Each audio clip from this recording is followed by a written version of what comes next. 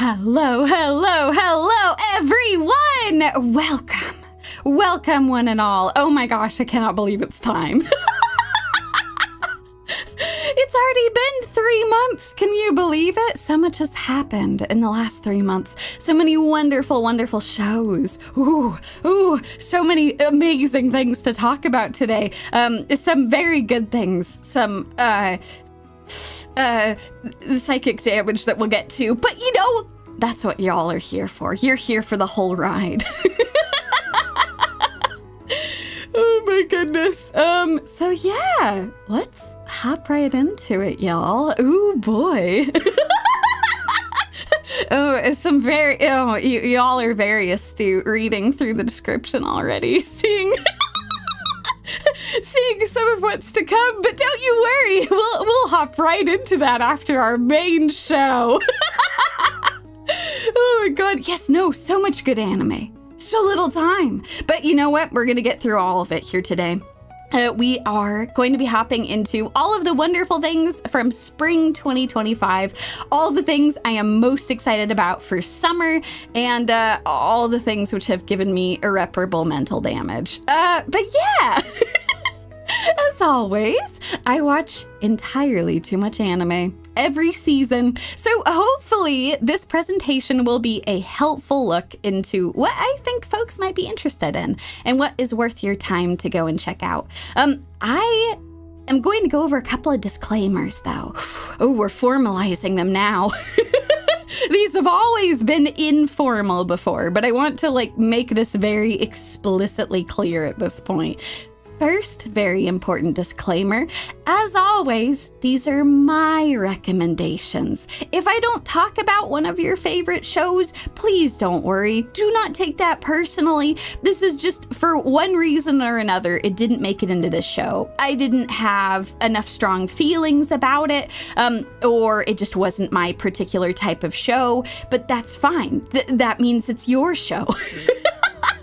But these are my recommendations, and if any of this is helpful to you, then that is wonderful. I really hope more than anything else that this will just show you a bunch of anime you might not have seen or heard a lot about so that you can go and check it out. Or if you've heard a lot about a particular show and you have no idea why everyone's super excited, I can tell you.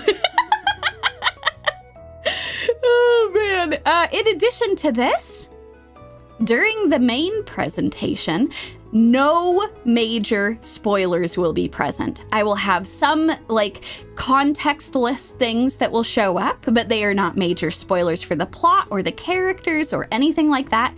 Any minor spoilers will be things that come out of the first episode or two, and it's just set dressing. This also goes for you lovely, lovely people in chat. Please do not send major spoilers in chat.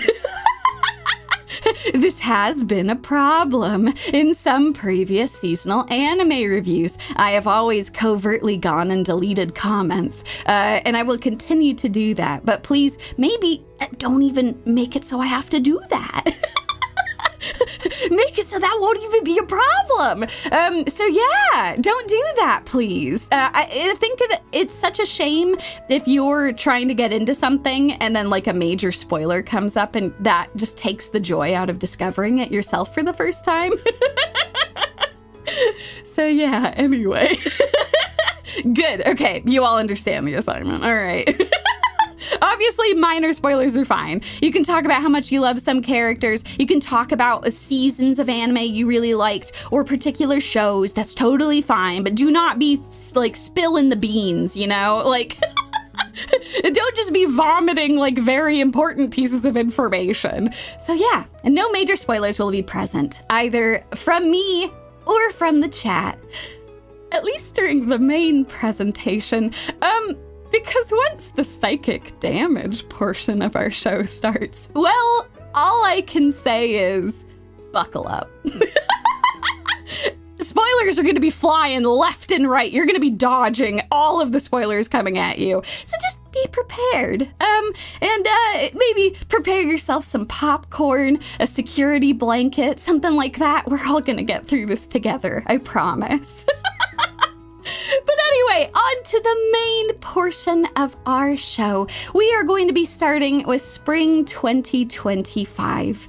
Oh my gosh, there's so many good shows to talk about. I don't even know where to begin, which is thankfully why I have all of this shit planned out ahead of time, because otherwise I can just go on and on and on about all of these amazing shows. Okay. Trying to stay on topic here. So spring 2025, even though it definitely did produce some psychic damage, there was a lot of really good shows that came out this last season. Oh my goodness. Oh my goodness. And yes, oh my gosh, y'all, you're so absolutely right. Spoilers will put you first in line for the sacrifice. You don't want to be sacrificed to the snack cult, I'm just saying. So yeah, first thing that we're gonna hop into with spring 2025 is we're gonna jump into our sequels. So these are shows that I've either talked about in the past, or are shows that got another season during this season. They got another part during this season. The first of which is, I don't think this is going to surprise anyone whatsoever. It's Apothecary Diaries. I love Apothecary Diaries a lot, and I was already hyping up this second part of the season. This was the second core that was happening during the spring season. Season 2, as of the time of filming, it's now complete. All of it has been released, and I can confidently say that this series is a goddamn masterpiece. Both season 1 and season 2 are so insanely good. It is ridiculous, y'all. This show is a perfect mixture of historical fiction, Sherlock-style murder mysteries, which I am in love with, and it provides you a better understanding of the plight of women throughout history. It is such a clever, smart, empathetic show, and season 2 just knocked it right out of the park. Oh my god. It was so good. Oh my goodness.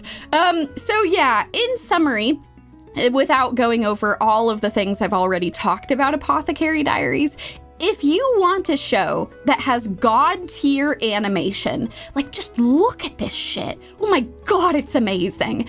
If you want god tier characters on both the male and female side, and if you want to become a smarter, better person, which I think all of us, we can agree want to be, then you should watch Apothecary Diaries. In summary, everyone should watch Apothecary Diaries. If you haven't watched it yet, you should go and watch it. If you watched season 1 and you were waiting for season 2 to finish, season 2 is done. Go and binge that shit right now.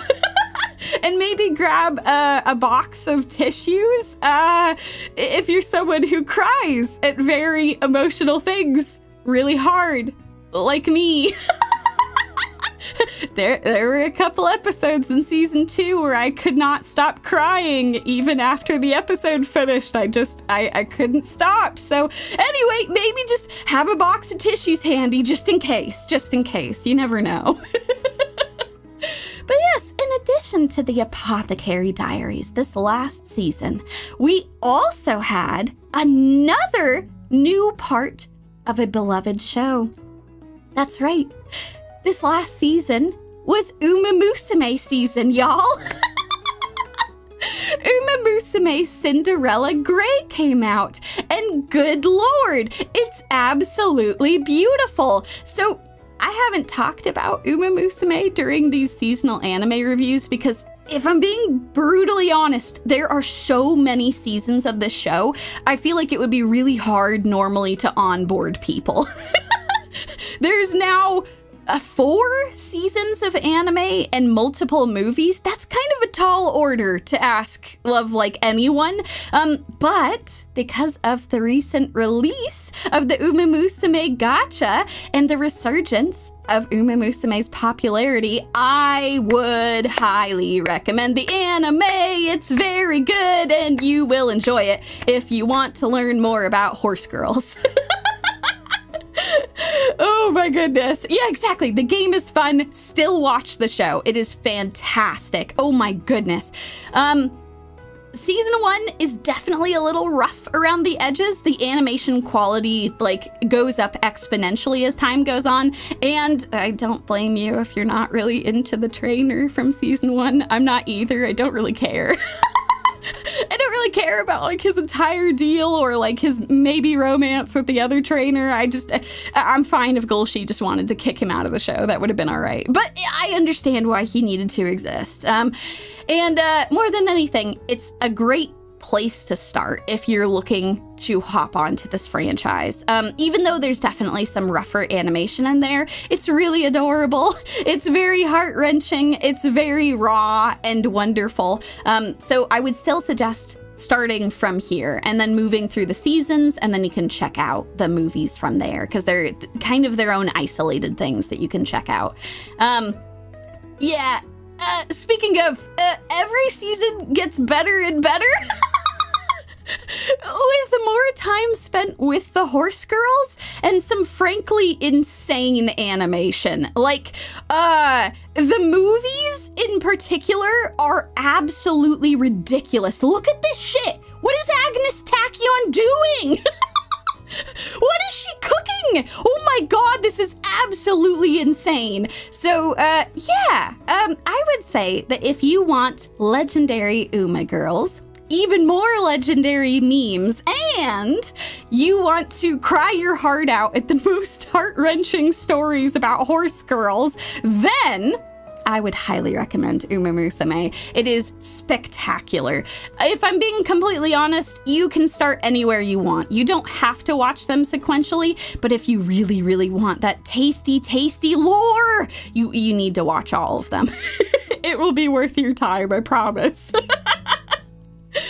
Oh, man. So, I guess transitioning away from horse girls into the next part of our show, it's time for some beautiful make debuts. In other words, we're moving out of the sequel corner and into the new shows. The first new show that I am going to talk about, I love this show so much.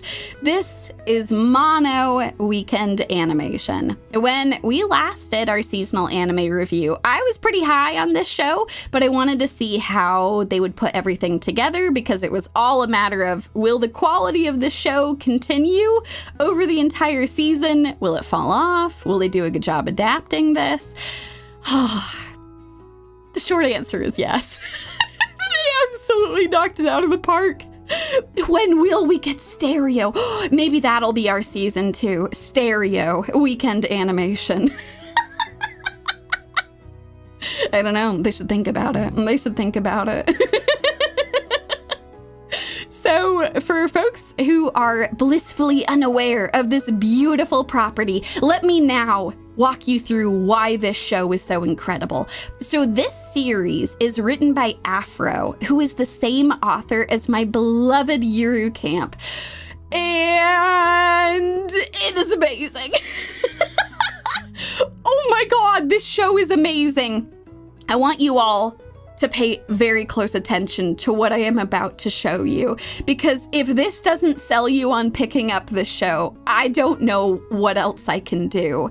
While Yuru Camp focuses entirely around camping, Mono is a pure comedic slice of life. Yes, those are cats that are on skateboards. No, I will not provide you any more context. You must watch the show. I insist you must watch the show to understand why these cats are riding these skateboards and why it looks so good. Oh, excellent, perfect. You're already sold. Wonderful. Well, I guess the rest of this is just going to be needless shilling for the show, but I'm going to do it anyway. Okay, so Mono is cute girls doing wild things. Like absolutely bonkers shit. This is one of the chillest characters in the show, just casually doing like pro level skating. And this isn't the only only cool-ass thing she can do. She's like just a genius over here at athletics. I don't even understand how she does it. I am absolutely in love with this show. This is executed so well. It is something I haven't seen done this effectively since Nichijou. It's amazing. It is absolutely amazing. This show, if you weren't already sold, and I know you all were with the cat skateboarding, which is good, that's wonderful. But in case you need even more of a reason to check this out, this show has everything.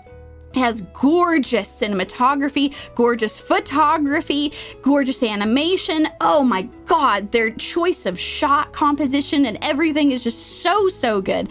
It has very tasty food. Look at those French fries. Oh my God. So good. They have so many episodes where they just go around checking out a bunch of food and having wild adventures doing so. And like, I just want all of it. I want all the food.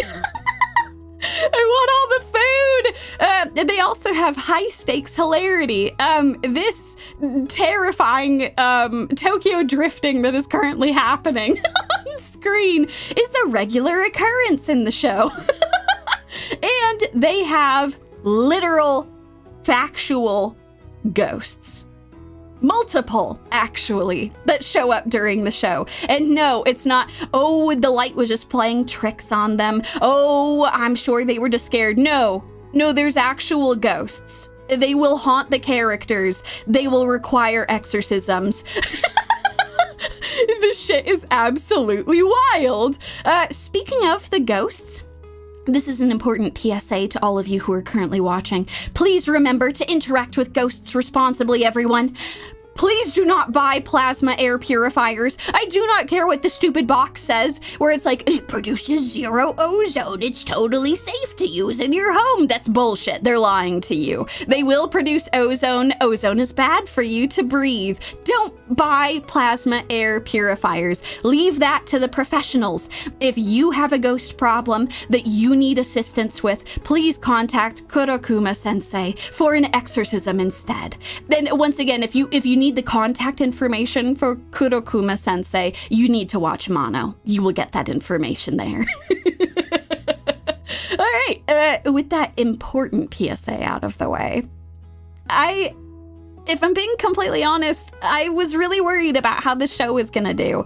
After the disastrous third season of Yuru Camp, I felt like Afro's work was just going to be exploited, dead in the water, used as just horrible advertising vehicles by companies that did not appreciate the original source material. But Afro trusted this Studio Soin, with Mono as their first project. This is a brand new studio that came together with a bunch of artists who all left other anime studios and wanted to make their own project, something where they would have more creative control, they could pour their passion back into their works again, and Afro gave them Mono as their first work. And they crushed it. They did an amazing job.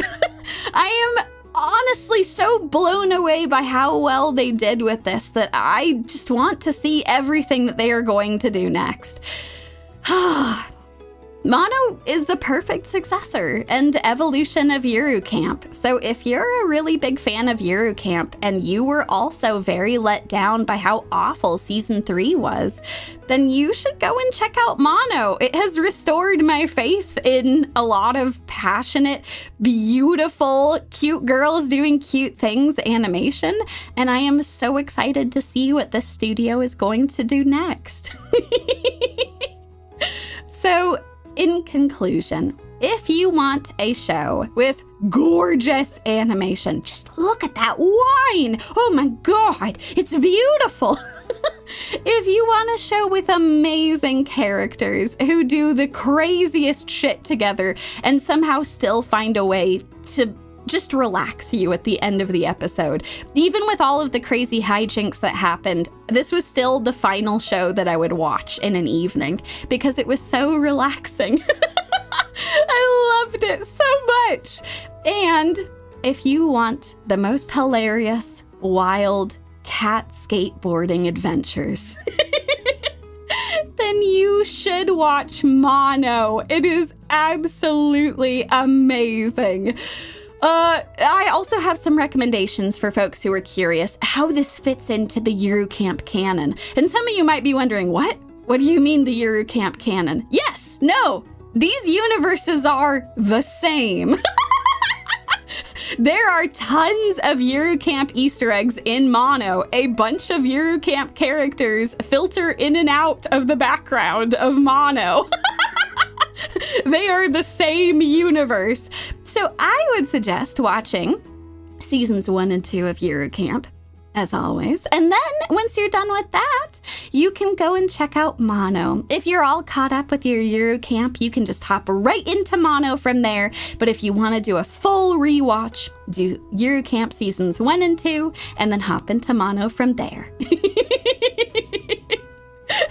Oh my God, Sky! It's the ghosts were all of the pine cones that Rin slayed. Oh God, you're right. That's why there's ghosts in this universe. That's how it's all connected. What about season 3? Oh, Omnia! Oh, I'm so glad you all asked. There is no Yuru Camp season 3. There is only Mono. Yes, no, you can also just read the manga too, but there is no Yuru Camp season 3, only Mono. If you mistakenly think that season 3 exists, I don't blame you. There's a lot of misinformation that's out there, but I would highly recommend going and checking out this review. My spring 2024 seasonal anime review will help correct that misconception that you have so that you understand that there is no Yuru Camp season 3. All right. A fantastic question. I can't believe the timing on that. Yeah, perfect. All of us are just sharing one brain cell over here. But yeah, this is my biggest recommendation from last season. I think it is absolutely amazing and thoroughly worth all of your time. But Yumie, I hear some of you saying, as you're looking over this, I've come from the future, where I have already watched Mono, and I want more comedy shows to watch. Ah, beautiful, beautiful people, intrepid listeners, thank you so much. Thank you for going and checking out Mono. I'm so glad that you enjoyed it so much. Yes, I do, in fact, have more recommendations for you. If you are looking for another wonderful comedy with amazing animation to watch after you finish Mono, might I humbly suggest to you YAIBA, Samurai Legend. Oh, good. I even see many of you in the chat. You're also coming from the future. Perfect, perfect. Well, you have arrived at the perfect time. I hope that there's no time paradoxes or anything with you being here right now, but I'm sure it's fine. We can figure it out later. So, for those of you who are not familiar with YAIBA, don't worry, a lot of folks weren't. It was actually something that flew under my radar until it premiered, and then I did some digging on it, and wow, this is a really big deal that this is getting animated. So, before the big three, before One Piece, Naruto, and Bleach, there was YAIBA.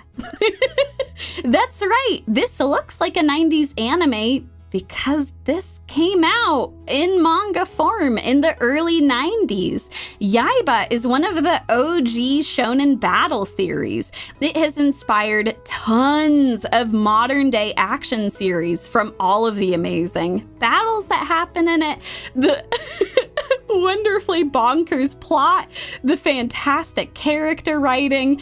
This is a legend. And now, it is being fully adapted. That's right, the entirety of YAIBA, which is a completed work, by the way.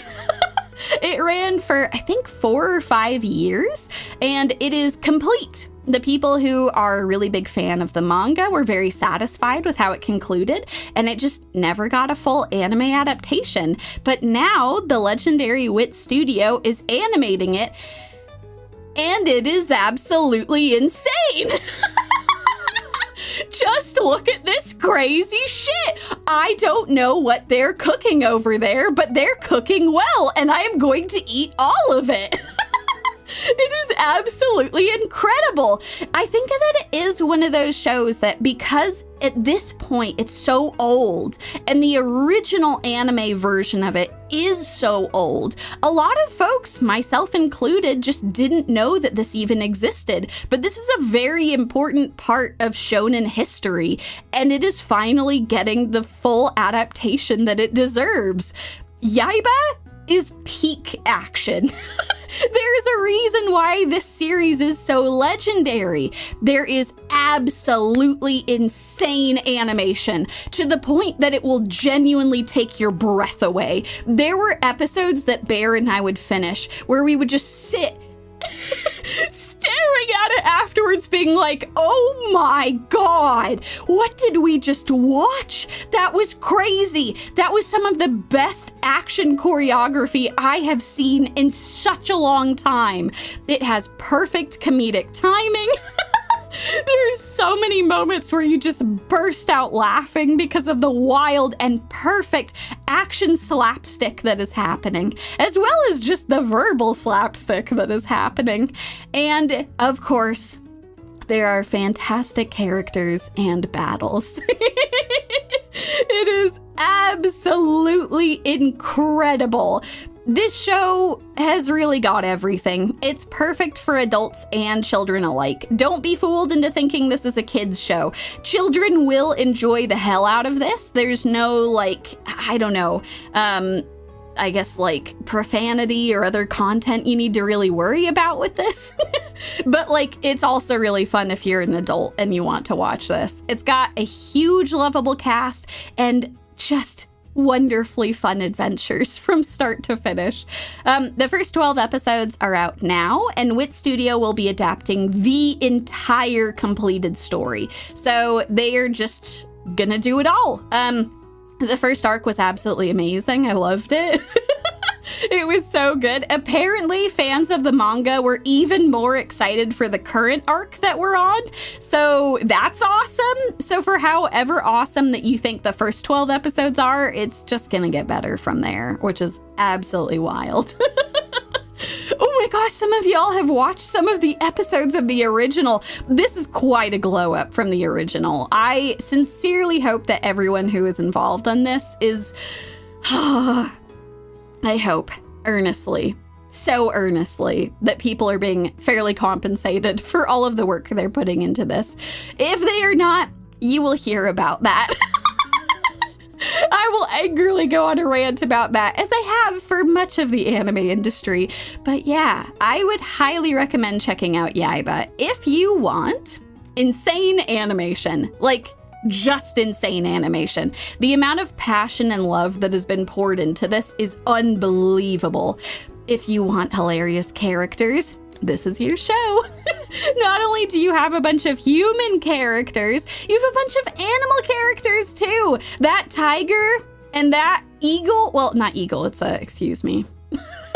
It's more of a condor that's hanging out with them. The condor and our precious tiger, both of them are full characters that just exist throughout the entire show. There's a bunch of other characters that are non-humanoid that I won't get into because it'll spoil things, but they are absolutely spectacular. I love them so much. And if you want legendary battles that inspired a generation, and will continue to inspire even more people now that this is getting the adaptation that it deserves, then you should really watch YAIBA. It is so thoroughly worth your time. Also, I really appreciate that they have taken the Hunter x Hunter approach, where they are keeping the same OP, but they are just changing some of the visuals with it. I love that. That's such a good decision, because the OP is such a banger, but then you get to like tweak it just a little bit, like have slightly different things that are happening in it. It's amazing. It's absolutely amazing. Yes, exactly. Studio Wit with another W. Couldn't have said it better myself. Oh my gosh. But Yumie, I hear you all saying, I am now obsessed with YAIBA, and I need more comedy. Give me more comedy. Oh, well, intrepid viewers, thank you so much for letting me know. I completely understand. I have now provided you with 2 separate comedy shows, and now you just want more. I feel exactly the same way. Yes, the people want more comedy, and I am here to deliver. Might I humbly recommend to all of you watching to check out Witch Watch. You should watch Witch Watch. It is very much worth your time. Witch Watch is some of the highest effort gag comedy I have seen in a long time.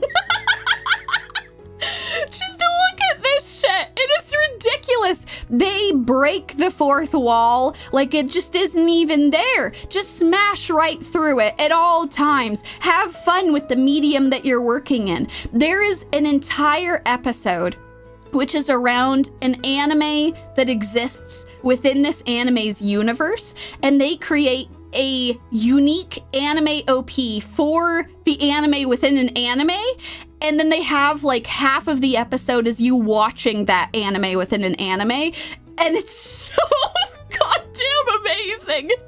I cannot believe this shit. I don't know what else to say. This is just incredibly high effort. Oh, spectacular question. Which Witch Watch do I watch? Is there only one Witch Watch of which I can watch? Fantastic question. There are currently 2 core of Witch Watch that you can watch, and they are both fantastic. They are a perfect combination of absurdity, sincerity, and at times satisfying drama in one package. This stupid gag comedy has made me genuinely cry multiple times because of its emotional arc. And I don't know what to say about that except for kudos. They've absolutely crushed it. It's absolutely amazing. The characters, if you're not already sold, they are all lovable, hilarious messes. I know I've talked about girl failures and boy failures. There is exactly one character who has their shit together.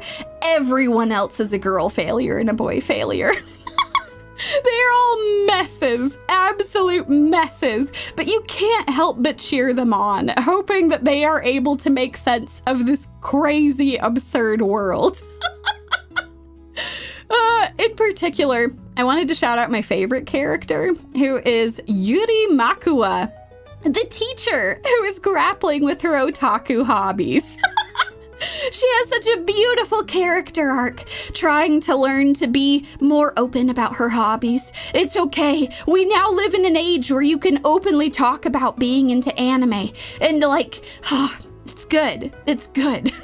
Obviously, some environments will still not be caught up with the times, but you're a high school teacher. The people that you are teaching, they are on board. They're on board. Yes, no. The amount of references in this is absolutely amazing. She makes, I think in episode 1 or 2, several Hunter x Hunter references, and I just was immediately like, oh no, you're just my favorite character. I empathize so deeply with you. But yes, no, that is just psychically with blue hair. It's absolutely amazing. One thing that I have talked a little bit about, but that I do want to expand upon, is that for all of its comedy, the show is surprisingly poignant at times, amping up the tension and intrigue, especially when it comes to really big character arc moments. There's some sections of the show that are genuinely pretty tense, and you're worried about how everything is going to turn out.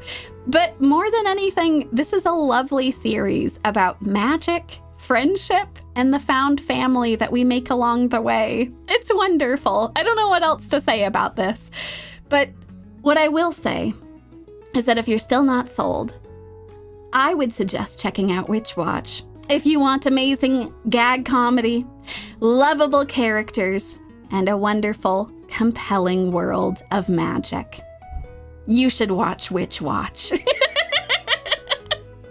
It is truly an incredible show, and I am so delighted every single week that it comes out. I will be so sad when it stops airing. I'm just gonna go and binge the entire manga. Oh my god. Yes, no, the true friendship we make along the way. Yes. Exactly. But Yumie, I hear you saying. Don't worry, I'm listening. Even though I don't have ears, I can still listen. I am happily drowning in a sea of light-hearted comedy.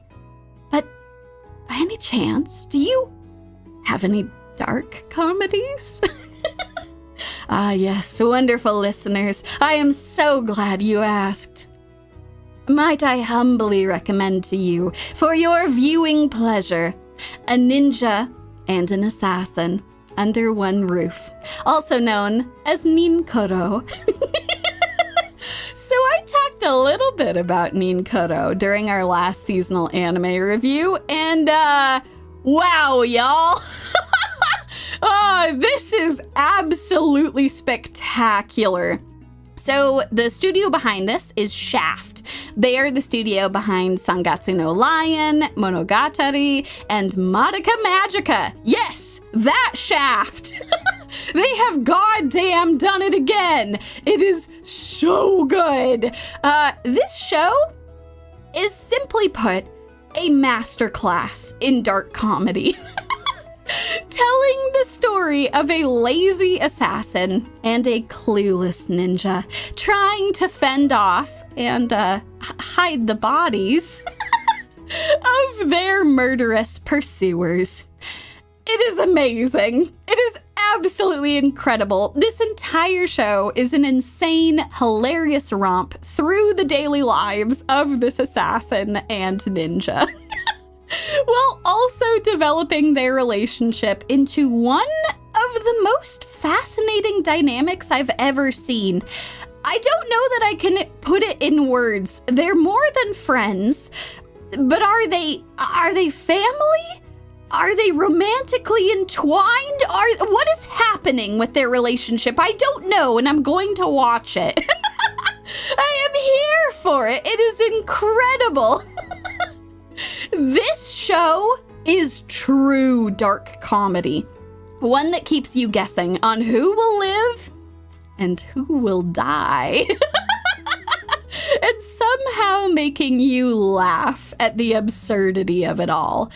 It is at this point in our presentation that I want to make something very, very clear. Edgy assholes online saying that they love dark humor, but they just want to be bigots instead. That's not dark humor. That's not what we're talking about, folks. When I say that this show is dark humor, I mean it's dark humor. I mean that characters will die, lose all their possessions, they'll lose large portions of their bodies, and you will laugh and empathize with all of it. This is dark humor. This is dark humor. Dark humor is laughing and empathizing in the same breath. Dark humor is knowing you're a bad person for laughing at this, but that the consequences of this are not related to, like, you know, people being bigots online. So yeah, this is not going to be everyone's cup of tea. Like, there is a fine line between empathy and dark humor, but it does require both of them.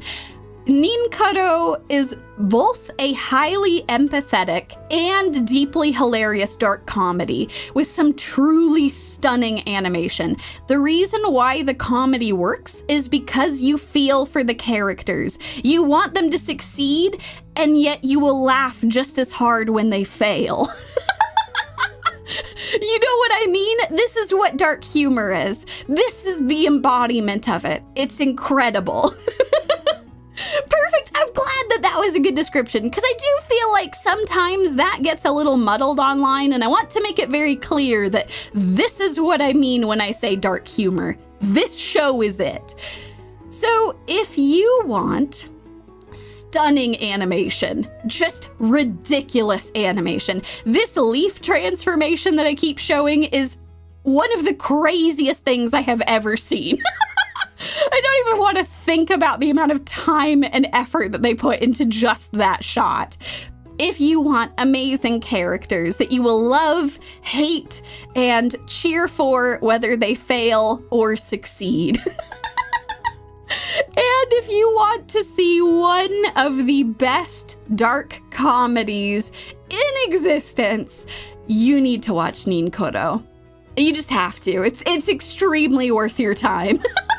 I so desperately hope that they continue this property, but knowing Shaft, this is probably a one and done. I don't know. If it maybe gets popular enough, maybe they'll do more, but I don't know. I will for sure be procuring the Blu-ray for this. It is amazing.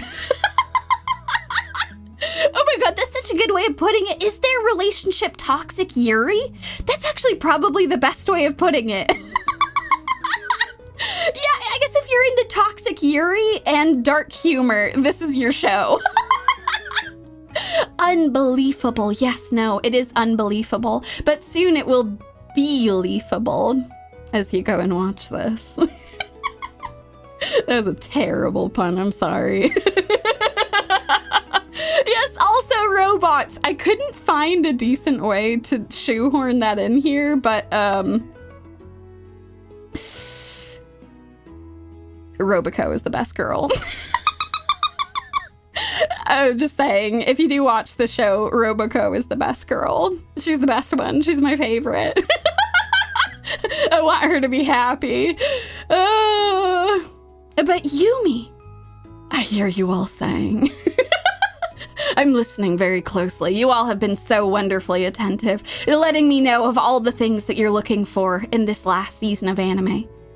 All of these shows that you've recommended, they have such high production value. What if I just want some tasty trash? Oh, blessed viewers. Wonderful, wonderful viewers. Yes, no, I am getting this straight from your minds. I have just what you're looking for. It's time for the Kuso-Anime. It's here! It's time, y'all! You've all watched all of the high effort, incredible production value recommendations I've had up to this point. It is now time for some trash. Some tasty, tasty trash. For those of you who are unfamiliar with what Kuso-Anime is, it's like a Kuso game. In particular, my definition for Kuso-Anime also has the addendum. It's anime that are difficult to recommend normally for a variety of reasons, but are deeply hysterical, especially with some drinks. Yes, the drink meter returns once again. Well, folks, I hope you're ready, because this last season of Kuso-Anime, they're feeding us well. This is one of the biggest Kuso-Anime sections. It actually might be the biggest Kuso-Anime section I have ever done in a seasonal anime review. We are eating so good this season. Oh my god. So let's just hop right into it. Starting first with From Old Country Bumpkin to Master Swordsman. I just refer to this as Old Country Bumpkin. I hope you all are prepared, because let's hop right into this one. I want you all to sit back for a minute and imagine that you are a middle-aged sword master. Someone who just wants to live a quiet life in the country, teaching sword play to all these wonderful young people, helping them improve their lives and come out better on the other side. Until you find out that your aging parents are demanding grandchildren once again. But instead of letting you argue your way out of it and letting you go back to your swordplay teaching, they just send you off. They kick you out of the house, saying that they will disinherit you if you do not bring back grandchildren. So they send you to the big city to go and find someone to get married. And so you go to the big city, and you start running into many of your former swordplay students. You know, all the people who were children when you taught them. Well, now all of them are adults. Many of them are quite a lot younger than you. Some of them are only maybe 10 years younger than you. Some of them are closer to 20. And they start throwing themselves at you for some reason. What do you do? That's right. You ignore your parents' wishes, and you continue teaching swordplay, firmly insisting that it is wildly inappropriate to date your prior students. Yeah, no, the answer you thought this show was gonna give you, the main character just gave it the middle finger. The main character rejects the premise of this entire show. It is an unexpected delight. He just continues to be an amazing father figure. As all of these people are throwing themselves at him, he's just like, what are they doing? I'm their father, essentially. Why are they? You know what? I'm just not gonna bother with it. I'm just gonna do me. I'm just gonna be the best dad and continue to teach swordplay and just be awesome. It's so good. It's absolutely incredible. So yeah, this show was just a surprising delight. Just a surprising delight. In addition to the charming slice of life in this show, there's also a bunch of shockingly well choreographed swordplay. I was really into the swordplay. It was great. They do this 3D animation for it, but it actually looks pretty good. I was very surprised by that. I kind of thought that the swordplay would be like an afterthought, but no, it's a pretty core part of this, which makes sense because it's a very core part of our character. So, yeah, this show, I will say, it definitely benefits from cranking up the speed. I don't know that I would suggest watching this in real time. Maybe crank it up a little bit. And some of the women's character designs are well deserving of a Kuso-Anime recommendation. Like, there's the realistic swordplay they do, and then there's the outfits they wear, and you're like, nah. They're out here talking about, yeah, no, you need to be careful in battle because your enemies might be underhanded with their swordplay. And you're just like, her entire midriff is exposed. I'm pretty sure that's the biggest problem here. Like, I'm sorry, but like, I'm pretty sure she's just gonna get sliced open as soon as battle starts, but whatever, it's fine. Yeah, no, that's a fair point. They had to choose one kind of fan service. He's not into it, but they're like, the audience is going to be, so let's go. Oh, God. But I will say that this was a surprisingly refreshing and charming show that I really hope will get more seasons, because I will watch the hell out of this. Yeah, no armor, essentially. Just no armor. Okay, so drink meter time. Overall evaluation, this doesn't actually require too many drinks to enjoy. If you are someone who partakes in the booze, I would probably suggest one drink for like maximum viewing pleasure, maybe minimum viewing pleasure if you're someone who drinks. You can have more though. It definitely scales with the drinks. I would highly recommend minimum of 1.5 speed. You can bump it up to 1.75. I think 2x is probably too fast. 1.5 is pretty good though. Oh, rating on the thick boy meter. Listen, he looks very good for his age. I understand to some extent why all these women are throwing themselves at him, but also I'm like, just let him be a dad, you know? Just let him be a dad. Like, just let him be a dad to all of you. Come on, leave him alone.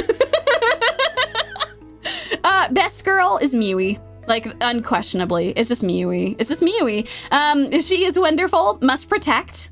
Best girl. Super adorable. Want her to be happy. Want her to have all the bread and all the good things in the world. Best boy is Henbritz. Also, not very surprising. Henbritz is just a bundle of, like, excitable joy. Like, he starts off initially, like, trying to warm up to folks, but once he really gets going, God, he's great. Must protect him, too. Must protect both of these precious, precious boys and girls. And everyone in the show, because we are the father figure to everyone in the show. which is just wonderful. Oh my god. God damn it. Magical. 0.75 speed for me. Well, I mean, I think you're gonna need more drinks if you're gonna do that. That's probably my suggestion. Drinks are proportional to speed. Okay, next one. Next one that we're going to talk about is Apocalypse Hotel. Oh boy, I hope y'all are ready for this. I was so close to giving this a full recommendation, but there's enough rough edges in this show that it really does need some speed powers, and I would suggest some booze to fully appreciate it. Like, I have watched the show with several drinks and had a great time. Had an absolutely amazing time. So this show is an original work. It's not based on anything. This anime is the original version of this. And it explores life at an Earth hotel after humanity has abandoned the planet. So all of the characters in this show are all non-human. They are robots. In some cases, androids who look like people, but they are robots. And then alien life forms who come and visit the Earth Hotel. And all I can say is that this shit is absolutely wild. This show is an absolute trip from start to finish, with emotionally poignant moments paired with absurdist comedy as the non-human characters create their own Earth, which is really cool. It's one of these really awesome properties where every episode isn't like its own static thing. It's like many, many years pass between episode 1 and episode 12. I'm not gonna say how many, but a lot of years pass, and the planet and the characters and the hotel changes a lot in that time, and you get to watch it and see it for yourself as it evolves and grows. It's pretty cool, all things considered. I will say it's not, it does have some rough edges. There's some concepts that kind of fall flat. I think they just kind of are in there a bit as like lol random, and they don't really facilitate anything. So for that reason, and for like some moments with the animation, I would probably suggest using speed powers and booze if you've got that. But this show is a gold mine of memes. Like, just everything I'm showing you on screen is just a small sampling of the crazy shit that happens in this show. It's absolutely insane. There's crazy visuals and even crazier characters. Just to reassure you folks, there are definitely some time skips, but I found them to be relatively satisfying, if that helps. If you are interested and you're on the fence with this one, it's one of the few shows that I felt like the amount of time that passed, it felt pretty satisfying as you watched things grow and change. I was pretty happy with how a lot of things evolved. That being said, I do agree. I hate time skips where you're just like, oh God, so much has changed. And there definitely are time skips in this, but I think that they help to smooth things over reasonably well, in case that helps for folks who are on the fence with this one. Overall evaluation, I think I'm going to say a minimum of 2 drinks if you're gonna drink this. If you're not drinking, you need to crank the speed up even higher than this. If you are drinking, you can suffice with 1.5. If you're not, you might need to crank it up some more. That is totally fine either way. Best girl is Punko. Like, without a doubt, is Punko. It's Punko! There is no one else who it could be. It's Punko. She's wonderful. Her entire character and her arc is my favorite in the entire show. It's fantastic. I love her. I wish her all the happiness in the world. Best boy? The doorman robot. The doorman robot. I'm like halfway between calling him Robert and Robit. The doorman robot. Yeah, I might have been calling him the robot. Whoops. that just kind of, well, listen, I think that calling robots is very funny. But anyway, the doorman robot is great. He's wonderful. He just works super hard, even though he's very bad at his job and he's very inefficient. And every time he opens the door, he overheats. He's very bad at his job, but we love him. He tries hard. He does his best. He wears that shower cap. He's living his best life. The Robert robot who handles doors. Exactly. Yes, no, he is extremely funny. There's a lot of characters who are like this in the show, and I don't know. I think if you're looking for a show that is just a crazy trip from start to finish, this is definitely it. This is the one to watch. Oh, man. On to our next Kuso-Anime, folks. Oh, I was already teasing this one earlier. Are you prepared to return to Monkey? Because it's time. We're doing it. It's time to talk about the Gorilla God's go-to girl. Aw, yeah. It's trashy shoujo time, y'all. Oh my goodness, we have been blessed with yet another beautiful trashy shoujo. I was so excited to talk about this show. Oh my god. Okay. Is this the thing where it's 100 men versus a gorilla? Might as well be, honestly. It might as well. It doesn't go well for all of the men, is all I'm gonna say. This show takes place in a world where people are blessed by animal gods. And our main lass, Sophia, is blessed by the gorilla god. Many of you know this, but in case you don't, gorillas are very strong. Very, very strong. That meme exists for a reason, because for some reason there was this thought that 100 men would be able to overpower a gorilla. And I'm sorry, but it's just not happening. Chimpanzees already mess people up. You ain't got shit on a gorilla. It's gonna tear you in half. What are you doing? You're just throwing it 100 bodies for it to tear in half.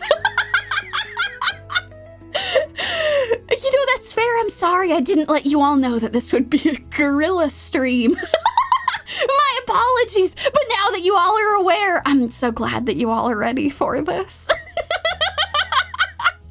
So this launches Sophia into a delightful subversion of tropes, where she is the physically strongest person pretty much everywhere, who is constantly saving all of her male friends. And I mean, like, just all the time. Is one of her friends falling from a high height, she will jump off of a building, catch his ass, and land on the ground without taking any damage.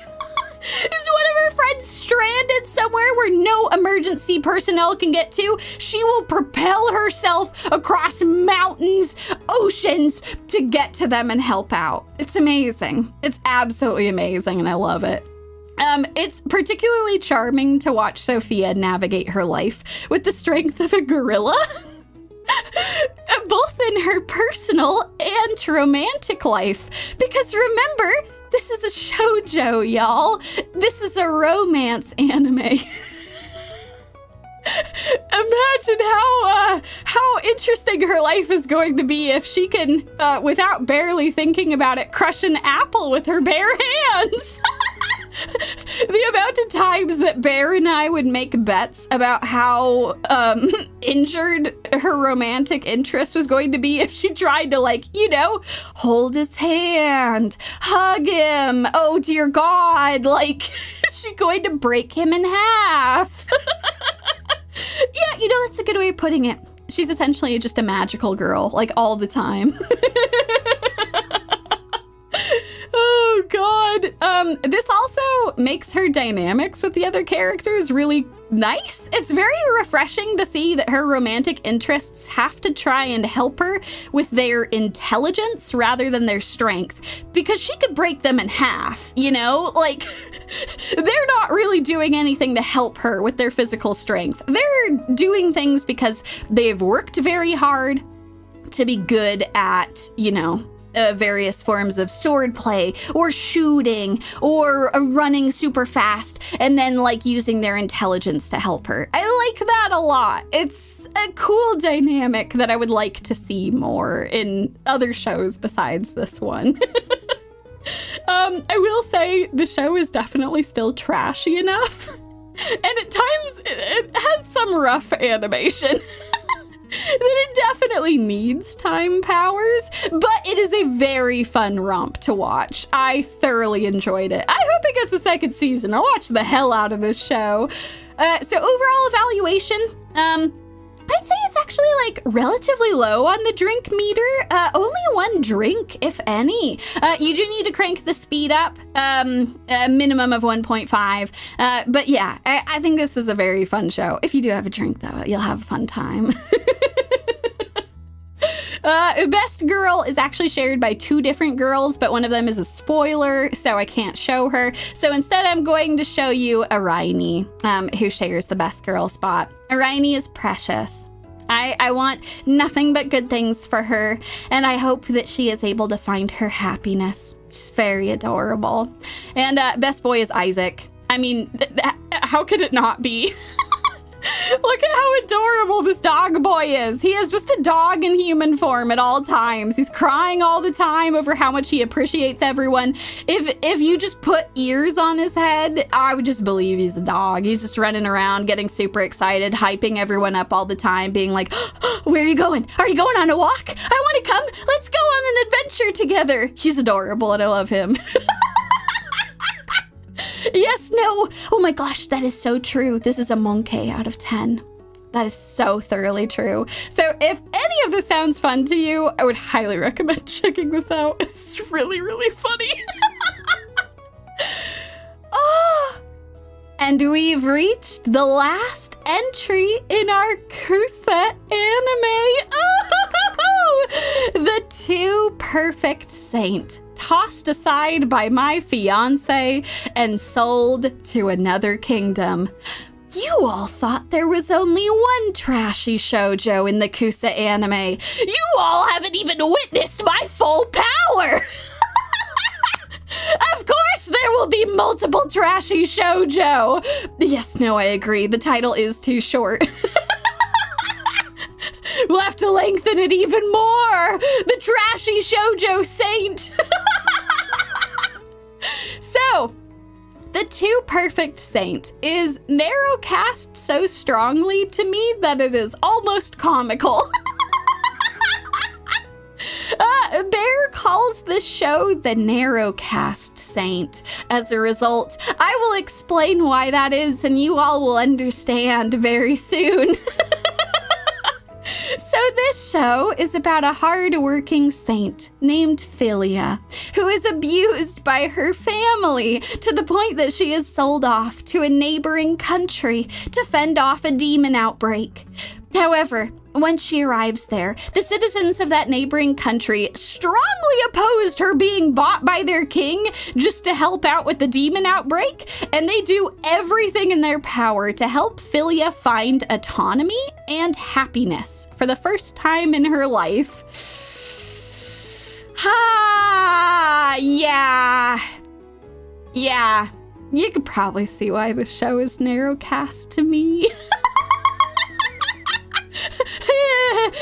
There's some interesting parallels with my own life. But, you know, we stand shows that are about recovering from abuse in healthy ways. And this is one of those shows, so I'm fully on board. I am fully on board.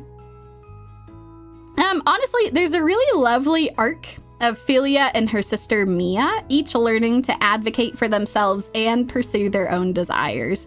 There's also just some really lovely artwork that's in there. Obviously, it's not 100% of the time, but like, oh god, this is just a shot from the TV anime that's very good. It's very good. There's a lot of moments like this that I like a lot. Oh my gosh.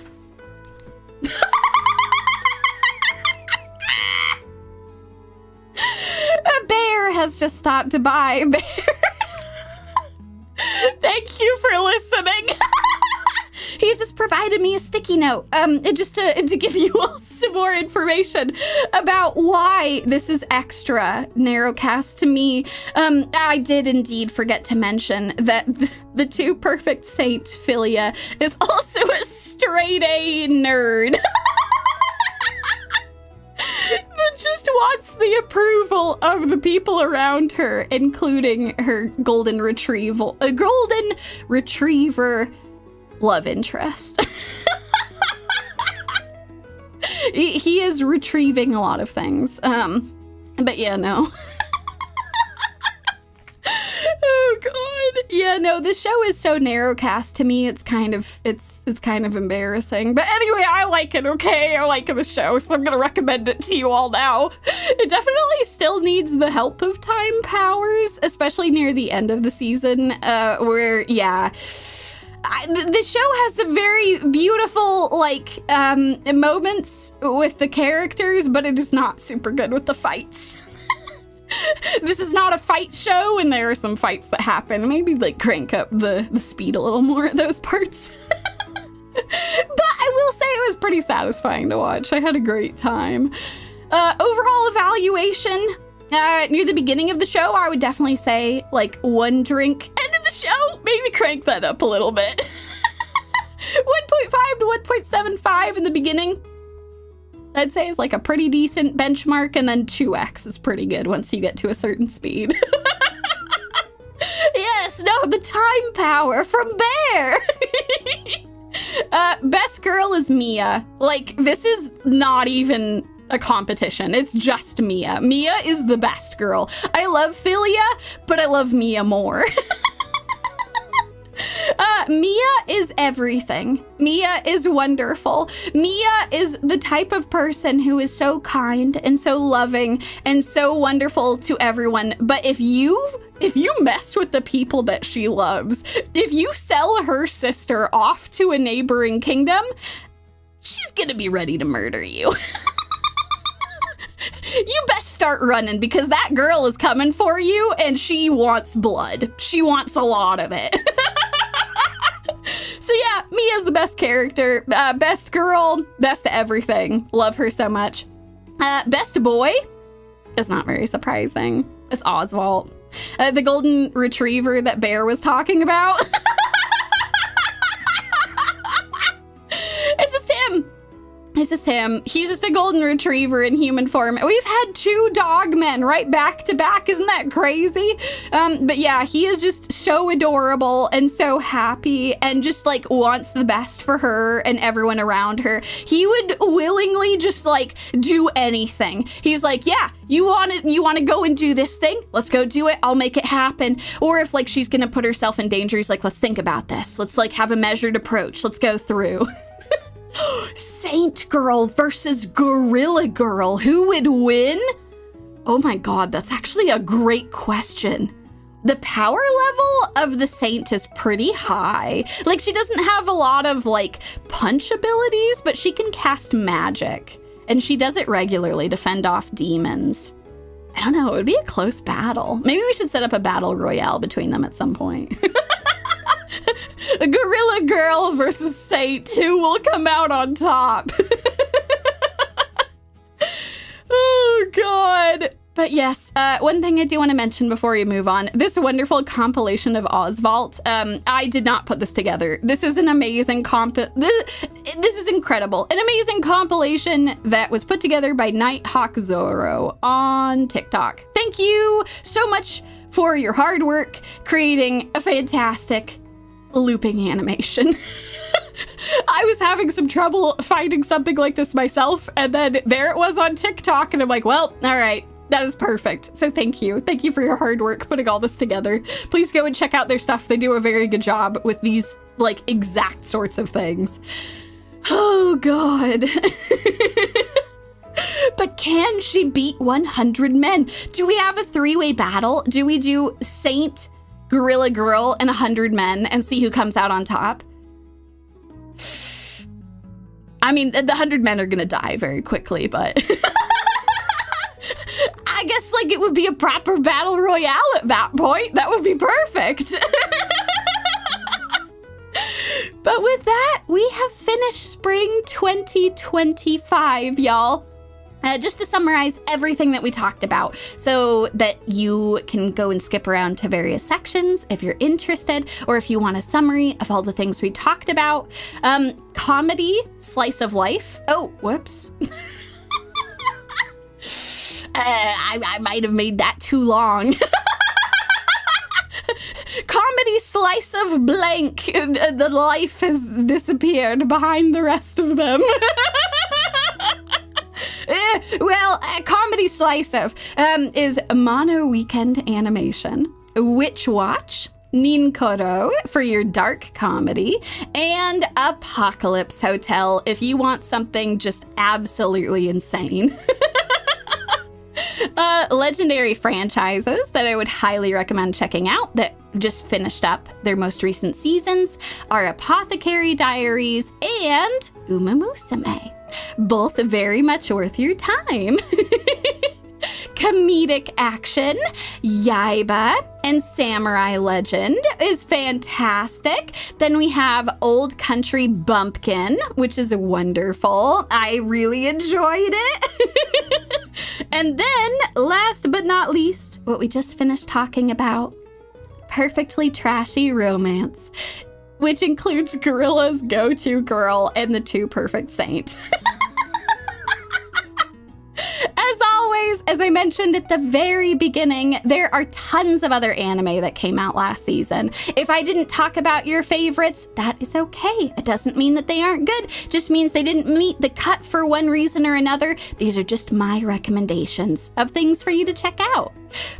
Speaking of my recommendations, are you all prepared? We just finished spring 2025 and it took over an hour. Are y'all ready for summer? Oh my God, y'all, buckle up. Get ready. Get your landing gear all tucked away. Prepare to take off because we in a golden season, y'all. We are in a golden season. Holy shit. I will do my best to cover as many of the shows that are coming out this next season as possible. Because some of these shows are still in their very early stages, I will only be able to give some recommendations for some of them. Some of them I will find out more about later, and we'll talk about them when we do the next seasonal anime roundup. I will try to cover as much as possible, because there is a lot. Okay, first off, sequel corner, speed run. It's time to go, y'all! Okay, sequels that are coming out. This is not all of them. This is only a small portion of them. We're speed running this. Okay, ones I really want to shout out. My Dress Up Darling, Season 2. It is airing right now. Several episodes are out. This show, which is about loving yourself and passionately pursuing your hobbies in such a beautiful fashion, it is finally back. I am so happy. I have missed it so much. I love this show. Oh my God. If you are not familiar with Dress Up Darling and you're interested in checking it out, here's the quick pitch for it. If you like amazing characters falling in love with each other in the most adorable way, as well as encouraging you to love yourself, which I would argue is kind of just a good universal message, I would highly, highly, highly recommend checking out Dress Up Darling. It is so good. I love this show so much. The anime is amazing. Dear God, please go check it out. This season has already made me sob through one of its episodes. It is so good. Okay, next up, Bunny Senpai Season 2. Holy shit, it's happening. It's actually happening. Oh my God. After a beautiful Season 1 years ago, so many years ago, as well as several heart-wrenching movies that will just tear your goddamn heart out and then put it back, and then you'll, I don't know, be happy for it.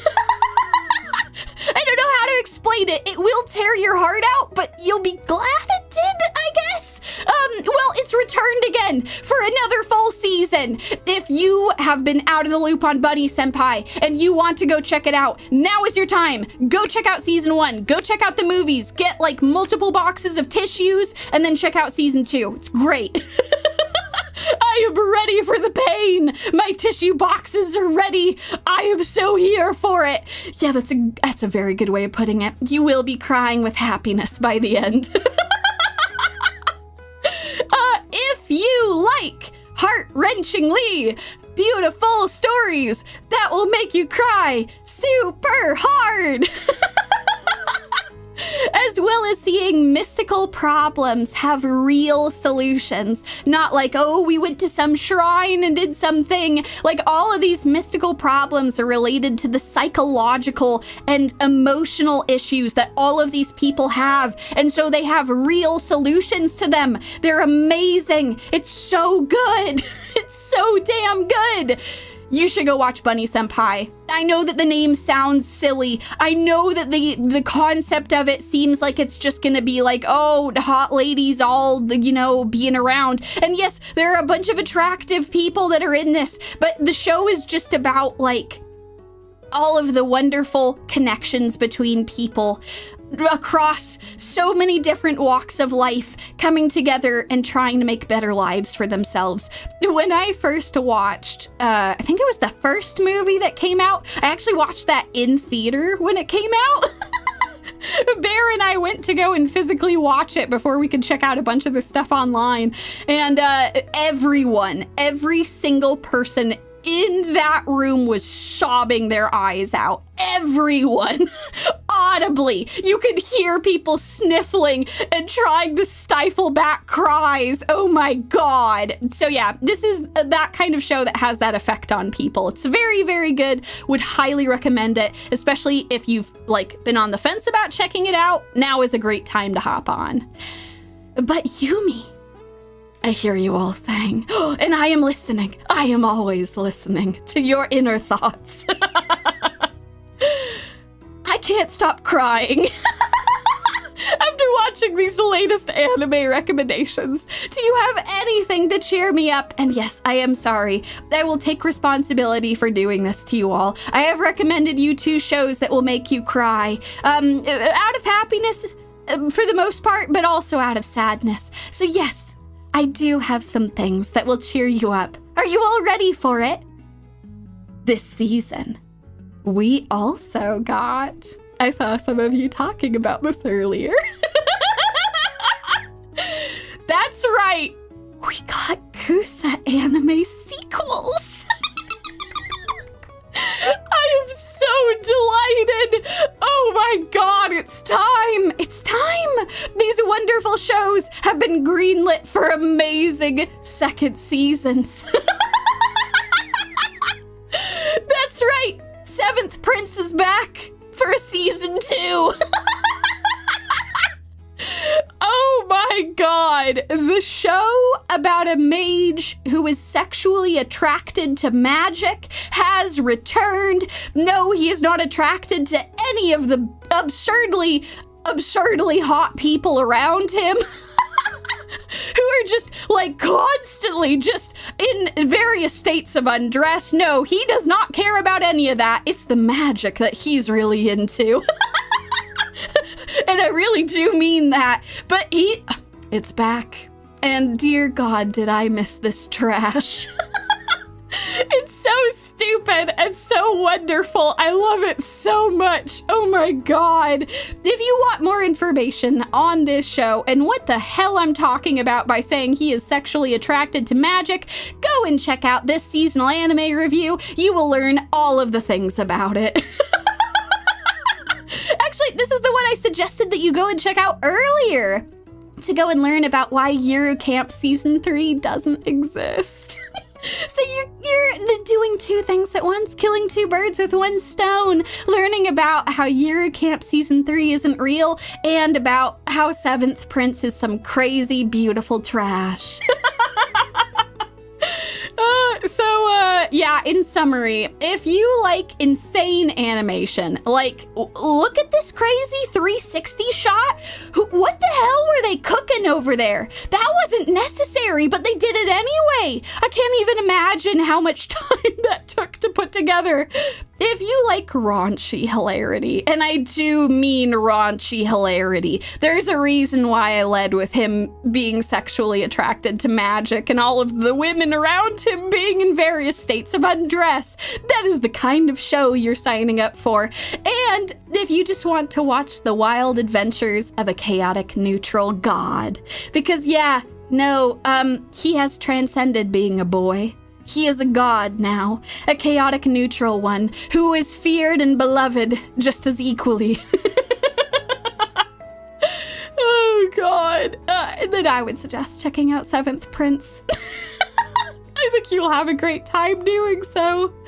Okay, and next up, we got some more Kuso-Anime that is also getting a season 2. Puniru is a cute slime, is getting a season 2 right now. And I am so happy for it. The insane gag comedy has returned. And it is just as insane as the first season. It is just absolutely insane. Oh my god.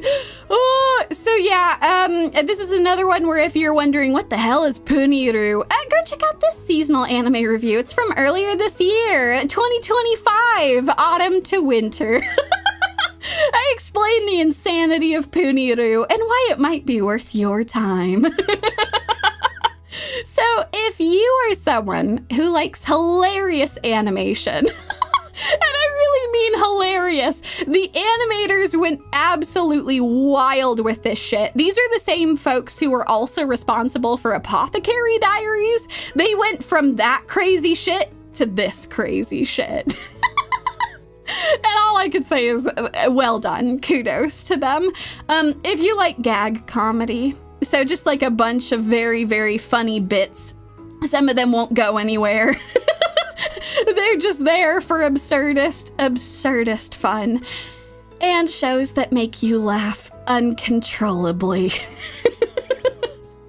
Then I would highly, highly recommend Puniru. It is absolutely hysterical, and season 2 has just been a delight so far. We just had an episode that featured tons of existential horror for one of the characters, and it was just delightful. It was so good. I would highly recommend it. Okay, folks. We're now moving in. We have so many shows to cover, and we've barely even started. Okay, summer spectacular time, also known as the news shows. It's time to hop into this, y'all. Okay, so I'm going to do something a little different from what I usually do. I usually try to spend a relatively little time talking about the new shows because they're still ongoing. Anything could change at any time. There might be some things that I'm excited for, and I'll try to talk a little bit about them, but I try not to dedicate too much time to them, since I know if I really like them, I'll just talk about them in more detail in the next presentation. I'm making an exception for City. We gotta talk about the show right now. Even though only a few episodes are out, we gotta talk about this shit right now.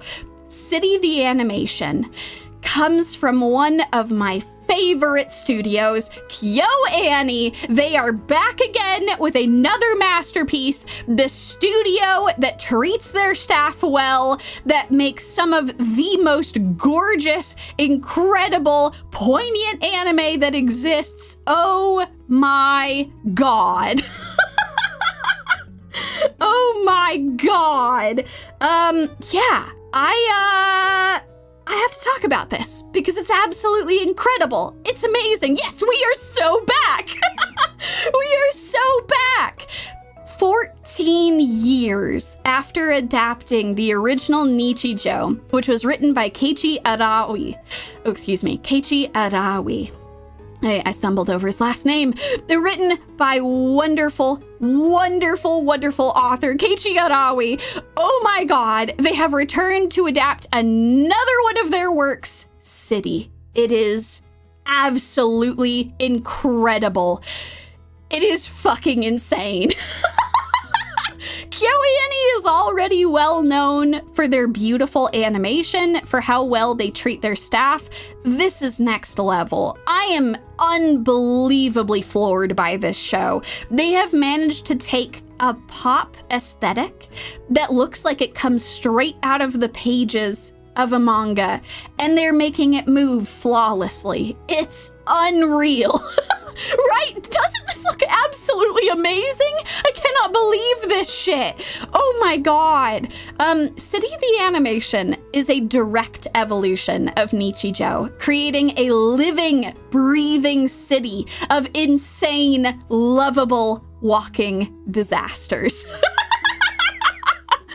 For all of the craziness of Nichijou, it was relatively contained to a small group of people all around one school. This is an entire city of people living, coexisting, trying to make sense of the world, of each other, and having just an insane time of it.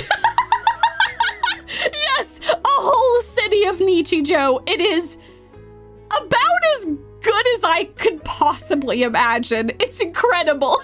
Yes, no, it is a disaster. A beautiful, beautiful disaster of a city. This show is a slice of crazy life in the most hilarious city with spectacular animation and characters. It manages to capture both the relaxing feeling of a slice of life while still making you bust out loud laughing at the moments where it catches you off guard. It is a goddamn masterpiece. I cannot believe how good of a job they have done with this. Of all of the shows this season, this is the one that you need to watch. Above all else, all of the other things I'm going to talk about, if you're interested in them, go check them out, go have a fun time, but this needs to be at the top of your list. It is that goddamn amazing of an achievement. Do not miss out on one of the best anime out there. I cannot get over this animation. It is so amazing on so many levels. I'm just saying, if you're here for the memes, if you're here for the goofs, if you're here to have a great time, relax, unwind, and laugh your ass off, this is the show to watch. It's just amazing. Yes, no, cult leader not orders. There's no cults around here. But if there were, I would say to dig, because you gotta dig down to get that gold. You gotta see that city. You gotta see that animation. By the way, this is your quarterly reminder to go and watch Nichijou if you haven't already. I have now referenced Nichijou so many times in just this one presentation that is maybe a little absurd, but I promise there is a reason for it. It is one of the goats of comedy. It is amazing. It is so damn funny, so well animated, so charismatic, just a masterpiece of comedy. And for those of you who are Umamusume fans, you will understand after watching Nichijou why this particular fan-made video is a god-tier meme. It is so unbelievable, but it does require you watching Nichijou because the character substitutions they make in this meme are perfect for so many reasons, but you can also just enjoy it for the good animation. Because it is absolutely amazing. This is just a god tier meme. I cannot believe that they did this shit. Oh, and good. Yes, excellent. I'm so glad that you all are listening. Wonderful. Do make sure to go and check out Nichijou, and then go check out City the animation because it's so damn good. And I honestly cannot believe how it is flying under the radar of so many folks outside of Japan. Like, I think that a lot of folks don't realize that it's a Nichijou, like, equivalent. Like, you all need to be watching this. You need to be watching this show. It's very, very, very good. So, in addition to this, oh my god, because we still have so much show to do. We still have so much that we have to tackle. I am going to briefly mention a bunch of shows that have potential that I think will merit full sections of their own the next time we talk about this, but that I'm still kind of on the fence. I'm waiting to see how these pan out. Okay, so first one to talk about is The Fragrant Flower Blooms with Dignity. Holy shit, y'all. If you had been missing really beautiful romance from like Boku YAIBA and a bunch of its ilk, you should be watching Fragrant Flowers. It is so obscenely beautiful. It is such a wonderful romance between two very lovable people. And I just want them to be happy. It is so good. Yes, no, look at that smile. Oh my god, she is a bundle of joy. I love her so much.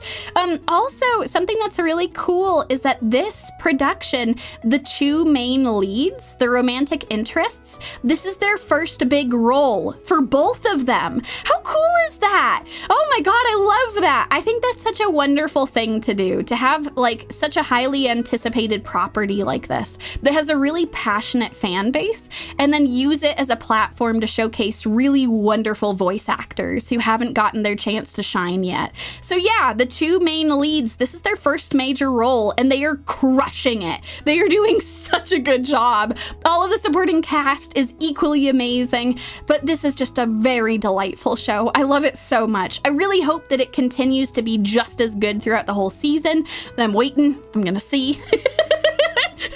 This almost got its own full section though, because it's so good, y'all. It's so good. I think this is very much worth your time. If you check out City, you check out some of the other anime that I've recommended, and you're like, you know what?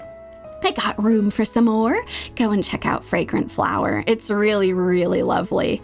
If you want a romance that's on the raunchier side of things, that is also wonderful for showcasing homosexual relationships, you should watch Watanare. Holy shit. The English name of this is I'll Never Be Your Freaking Lover Unless. It is absolutely incredible. This is something that even if it doesn't pan out, I'm still going to talk about this in the next anime review, because there's a lot of potential here, and I just really, really hope that they stick the landing, because the last time this author's work was adapted, it was a disaster. They really botched it. So I'm really, really hoping that they actually stick the landing on this, and so far, in the first 3 episodes, they're crushing it.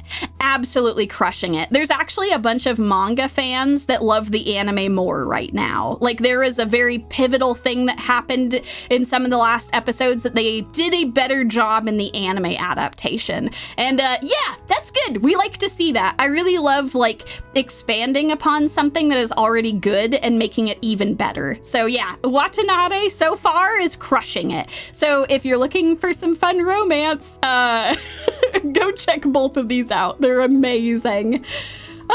Speaking of amazing shows, I have really been loving Silent Witch. Oh my god, this show is so adorable. I love her so much. This is a show about a mage who is horribly socially awkward. And it might even have some really dark, sad things in her past that they have not expanded upon yet, that make it so that she's very, very socially awkward. She has a really hard time talking to people. She has an even harder time dealing with conflict. And as a result, she taught herself how to cast spells without speaking. And she is a master at it. So So yeah, oh my god, yes, Bocchi the Witch. That's such a good way of putting it. This is Bocchi the Witch. It is beautifully animated. I am blown away by how good this thing looks. Plus, they just have a lot of really wonderful restraint. They're not like blowing through scenes or anything. They're letting the awkwardness hang in the perfect way, just to really show moments where like she's struggling and then working to get past things. I commend that so much. It's wonderful. It's amazing. This show is so relaxing to watch. It's a wonderful, feels good. And yeah, I really hope that it sticks to the landing because I really love this show. It's been really, really good. I've had such a really wonderful time watching this. Another show that I wanted to shout out is The Summer Hikaru Died. So this one is very different from all the other ones. Oh, sorry, let me move my head.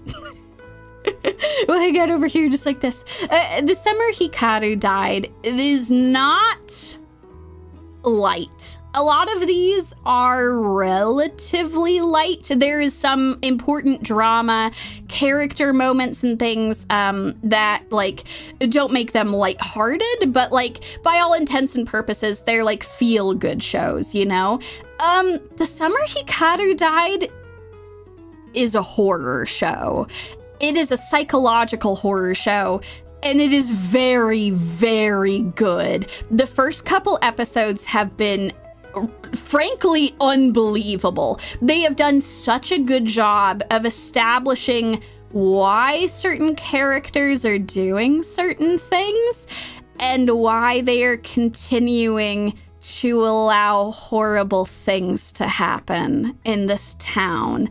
And it's great. And it's very empathetic, and it's very unnerving. So I really, really hope that they are able to continue like this level of quality with it and this level of intensity, and that they have a satisfying way to wrap this up one way or another. But I will say this is a show that is doing a very, very good job of also on the psychological horror side showing the horrors of trying to be in the closet as someone who is gay. It's really, really well done.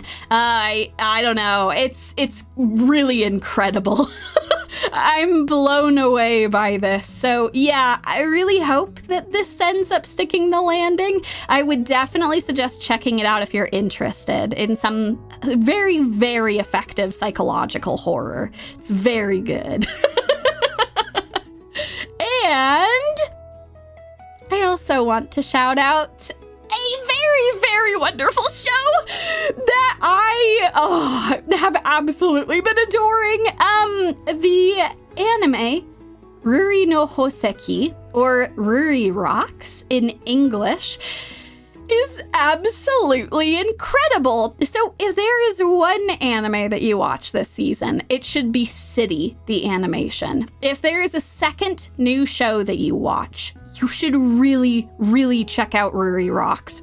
It is amazing. It is so beautifully animated. It teaches you all of this amazing, amazing science behind gems, behind rock formations. It is both educational and beautiful. And that's such a wonderful combination. Yes, you did indeed hear a rock and stone.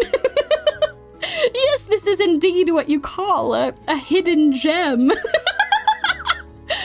If you're not already sold on this, which I completely understand, if you're like, I could take it or leave it with like a rocks show. I'm sure that maybe I'll check it out at some point. I'm sure that it's well enough animated that I'll take some time to check it out. You're missing out. You're really missing out is all I'm saying. The main adult character in this show is like one of the hottest ladies that I have seen in a long time.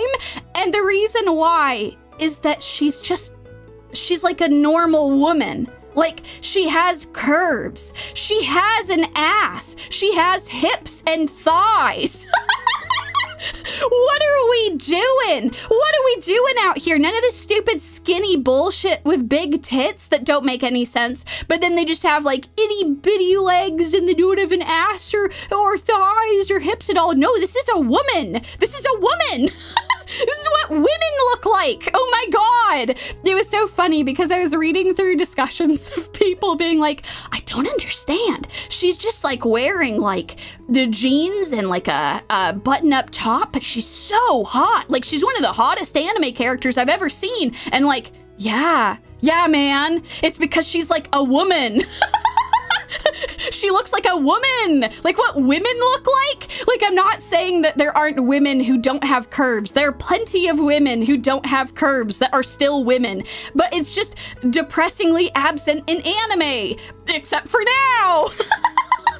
This is it. I am so unbelievably happy to see this. It is wonderful. So yeah, and it's okay if you don't understand. Just understand that she is hot and that's okay. It's okay. It's okay. She's actually got an ass and hips and thighs. That's amazing. When I first saw her walk out, I'm like, oh my God. Yes, shapely is such a good word. I am just so damn tired. Like, okay, this is a pet peeve of mine, but like, I really, really hate it when anime characters have big tits and that's it. Like, I'm sorry, but that's not how anything works. I'm sorry, but if you have tits that are that big, you have a body that matches that. Or else something has gone a little bit awry. So yeah, anyway. This is another reason to check out this show. If you weren't already sold, I'm just saying, you should go and check this show out. It's well worth your time. Even if you are a straight woman who is watching this, you should still watch this because the rock stuff is amazing. It's fantastic. It's also super well animated, and you can just appreciate an actual woman that is showing up on screen. I would really like for more women in anime to look like this. That would be very, very nice. Nami catching strays. Oh, don't even get me started on One Piece. Oh my God. Don't even get me started. It's a fantastic series, but oh my God. The female, all of their designs.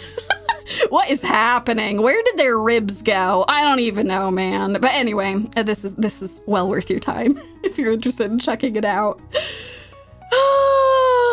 Well, folks. Oh, that was fantastic. Absolutely wonderful. But wait, there's some more slides here. Interesting. Now that we've talked about the hype. It's time for a little bit of psychic damage. Just a little bit. Don't you worry. It'll be okay. We'll get through all of it together. We'll get through all of it together. I know many of you are still recovering from last season's Thunderdome. All of the horrible, just unbelievable amounts of psychic damage that was inflicted upon all of you. I'm so sorry. Oh, no, don't leave. No, you're stuck here now. You're stuck here now, remembering the Thunderdome. The Thunderdome that we all experienced together. But in consideration of the amount of psychic damage that was inflicted upon you all last time, here at the Seasonal Anime Show, we have proposed a worthy compromise for you all. A way to engage in the psychic damage without a horrible repeat of last time. But you see, we already rented out the Thunderdome and everything, so what would be better than heading over there now? Hello, everyone. Welcome back. Today we gather here in the Thunderdome, or should I say, former Thunderdome. That's right, y'all. Today, what we will be witnessing as a compromise, an apology for the horrors of the Thunderdome of last season, is the bad anime disappointment dome. Today, we gather here to shame the anime which have disappointed us throughout this horrible, horrible Thunderdome season. Oh God, that's so many, so many motorcycles. They know that excuse me, not the Thunderdome. They know that the disappointment dome has begun. Yes, the dome of shame, the trash fire that we are now going to witness with our own eyes. I hope you all are ready, because I'm ready to hop right into this with you all. So, because this is different from our Thunderdome of yesteryear, the Disappointment Dome does not have any winners. No, there is no one who will come out on top in the Disappointment Dome. There's only losers. We are gathered here today to shame these shows equally. Equally shame these shows in the Disappointment Dome. So, without further ado, are you all prepared for the first entry in the Disappointment Dome? That's right. Some of you from last season might have already guessed this one. But let me introduce you to our first contestant to be shamed for their disappointing performance in the last season. Yes, no, that is true. All of us, including the audience and me, the presenter, all of us are losers in the Disappointment Dome. Well, everyone, we are gathered here today to talk about the shameful presentation of Lazarus. Buckle up, y'all. It's time to begin. Created by the same director as Cowboy Bebop. Yes, that Cowboy Bebop. But without the original staff of Cowboy Bebop, Lazarus asks the question that no one truly wanted answered. Have you ever wondered if we could make a modern Cowboy Bebop, but without the creative vision or the key staff involved? I certainly wasn't asking this question. I don't know who was, but apparently this question was asked, and Lazarus answered that question with a resounding no. No, you cannot create a modern-day Cowboy Bebop without all of the key ingredients, but we are going to try anyway. Now, for those of you who are not familiar with Cowboy Bebop, if you're a newer anime fan or if you just want a refresher, don't you worry, I've got you covered. Yes, you all are getting it. It is like a sandwich without bread or meat or cheese. Oh my god, y'all are killing me. We've just started. It's truly the ship of Theseus. Okay, getting back on track. Cowboy Bebop, as many of you will know, is a masterpiece. It is a tragic tale of space bounty hunters trying to live in a deeply dysfunctional world. There is comedy here, but it is ultimately a tragedy. Spike Spiegel is the most well-known character from this show, but the show isn't about him or any one character. He is not the protagonist. All of them are the protagonists. We are learning about their stories. He is very cool, but he is not just cool. There is depth, there is intrigue to him and all of the other characters. This series is a reflection on humanity, avarice, the desire for revenge and self-destruction, all of it being set in a Western noir style. which I think we can all agree is simply gorgeous. This show is dripping in style, theming, artistry. It's incredible from start to finish. There's a reason why it's a masterpiece. It's not only a great examination of the characters, but the world they live in, everywhere they go, and all the people that they meet.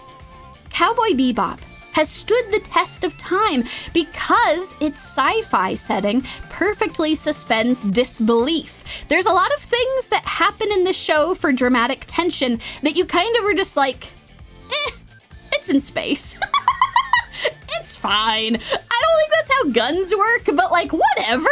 It's fine. I don't think that's how space works, but like, whatever. It's fine. It's a vibe. I'm here for it. It is perfect for suspending disbelief so that you can do a bunch of fun, over-the-top dramatic things with your characters that wouldn't really work in a normal setting, while also providing a unique perspective on the characters. The sci-fi setting is super important for understanding all these characters. It wouldn't have worked nearly as well if they were just in a noir film, you know? Like, it's important that they are space bounty hunters. That is integral to their story, to their character development, and where everything goes from there. Lazarus, on the other hand, is a pale imitation of a legend, a property that substitutes tropes for characters without really understanding why it's doing that. So, okay, let's lay the groundwork for what on earth Lazarus has done so wrong here. First off, instead of an interstellar sci-fi, Lazarus is set on Earth. Like, the one we live on right now, this Earth, this one. And they're set in the United States, the country that I live in, in 2052. This is a problem. This is, in fact, our first most important problem. If you set your story in a real place that actual people live in, that has rules, laws of physics, laws of people, organizations that already exist in the real world, you inherently add constraints to your world building and your characters.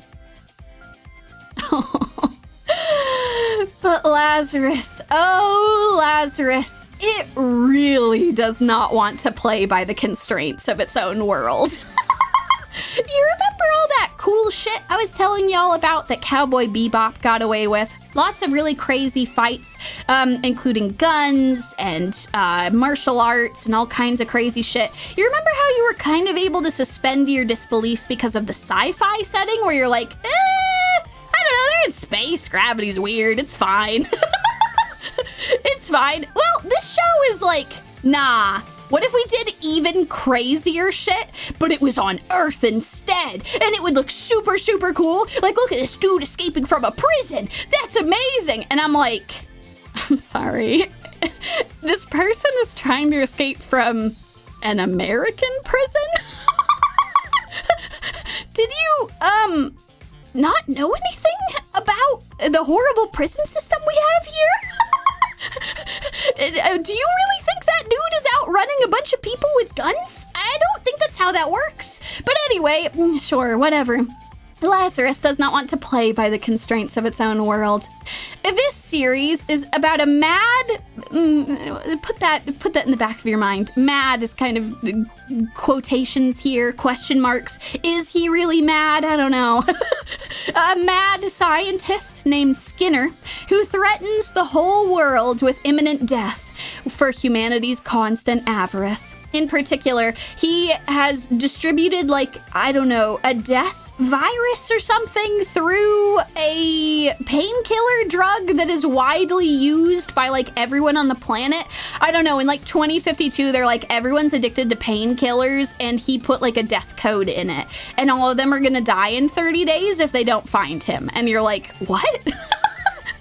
Why do they need to find him? That's weird. I don't know. The messaging gets really confused. Like, did he do it because he wanted to teach us a lesson about, like, being bad to the planet? Because then why are we trying to find him? Why aren't we trying to show our dedication towards fixing the planet we messed up? I don't know. The show doesn't either, so you don't need to know. So this is the show's excuse to create their own secret agency. A suicide squad, if you will. Which is definitely what Bear and I just called this. So they create their own secret agency called Lazarus, which is a group of people just like pulled from random like parts and walks of life, and they're all just tropes, and they're all supposed to find Skinner in 30 days. It's very strange. God damn it. Vibes-based storytelling. Yeah, ooh, the vibes are bad. They're real bad. What is this? Some kind of Skinner squad? God damn it. You all are such clever bastards. Yes, this is our Skinner squad. Let me introduce you to them. We have on the far left in purple, the resident hacker. Resident hacker. That is her personality. She's the hacker. She's quiet. She's from like a cult or something that was really into technology. And she's awkward, I guess. That's like her personality. She's just a hackaroo. And then we've got the hot lady next to her. And that's her personality. She's the hot lady with the guns. And was a former Russian operative. So, I don't know. Take of that what you will. And we're going to skip past our middleman to go right over to our blue friend over here. We've got the black guy who, like, I don't think he does anything, if I'm being honest. I think he's, like, really moody all the time, and he has a really big gun. And that's all he does, which is just, like, wasted potential, honestly. He has, like, nothing. All of these other characters have, like, shit they do, and he's just like, I got a gun, and, like, maybe some problems with hospitals, but, like, we're never going to explore that at all, because the authors kind of forgot about it, so, like, whatever. It's... Anyway. And then we've got a green boy on the far right. He is, like, the teenager who everyone thinks is just, like, a kid who's incompetent, but, like, he's actually uber rich, though. Oh, no, watch out. He's got all the money and all the connections. And you're like, why was this necessary? And then we've got the middleman. Middleman! There he is, staring back at us. The effective face of the Skinner squad. He is our Spike Spiegel character. And, like, I do mean that literally. Like, they just talk openly in, like, discussions about the show about how they just wanted to make a Spike Spiegel character. So they just needed to make him as cool as possible. And that's just what he is. He's a flip wizard. He flips a lot and does a lot of stuff that breaks physics all the time. He jumps down from buildings from, like, many, many heights. And he's just, like, jumping between concrete platforms as they're falling. And you're like, what is this show? Does anything matter? What's happening? And he doesn't break anything. No leg, no arm, no back, nothing. He's fine. He's totally fine. It's ridiculous. Yes, no, he is Spike at home, and you can really tell. God damn, they just really had nothing for this character. So this is problem number 2. If you set your story around an impending doomsday clock, you inherently add constraints to your story's tone and vibe. Because, hey, did you know that telling the entire planet that they have 30 days to live is going to be pretty cataclysmic? Like, what do you imagine would happen? A lot of people would panic, yeah? Like, grocery stores would be out of stock of everything. A lot of people would be having breakdowns all the time. Tons of people would be mobilizing to try and find this guy. This would be like a high priority for all of the world leaders and everything. It would not just be like life as normal. Right? Right?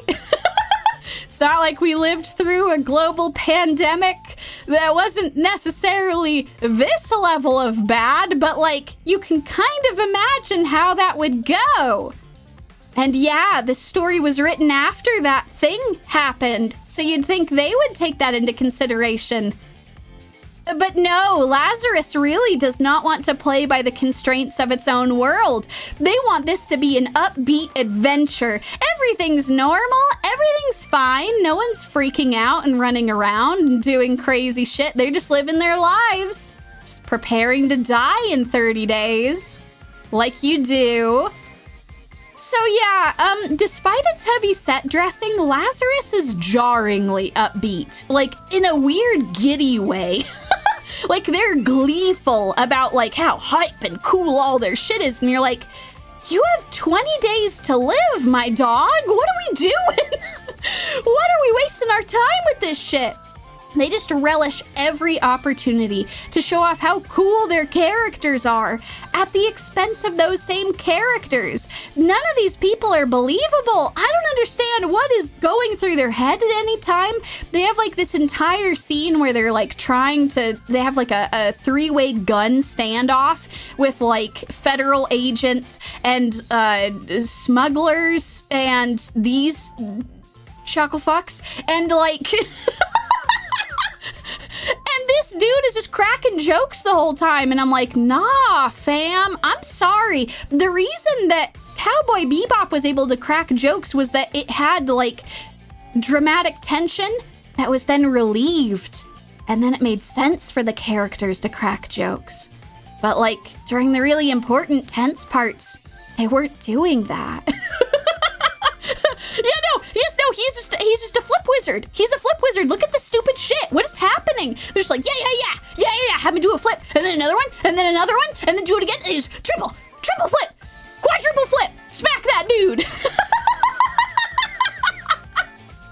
So yeah, anyway, it's so weird. It's so jarring.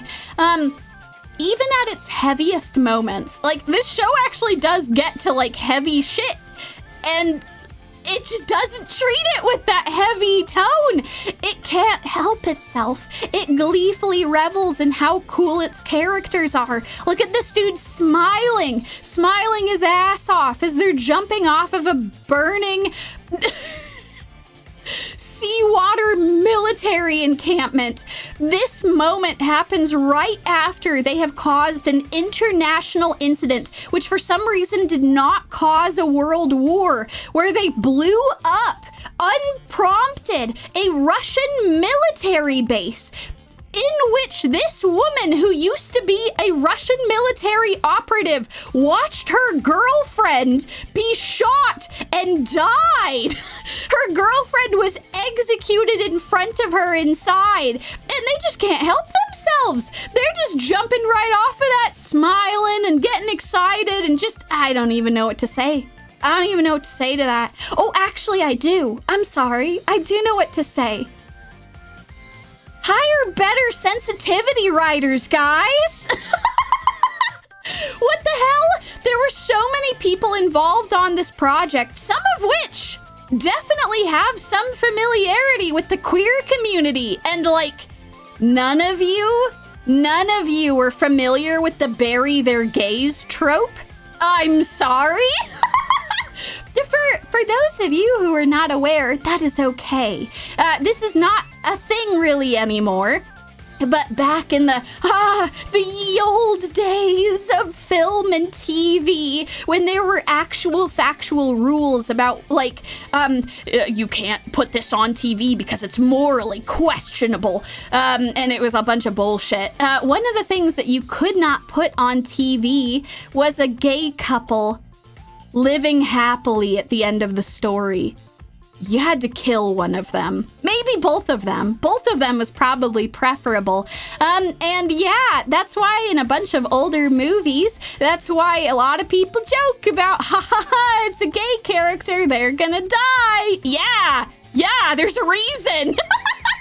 Yeah, there's a reason. This is called Bury Your Gays, is where they were required in order to show on goddamn TV that the gay characters would be killed off or something terrible would happen to them because they couldn't be shown living happily. It was supposed to be a morality play about how they were being punished by God or something. So yeah, there you have it. So, the queer community is pretty sensitive to that trope as a result.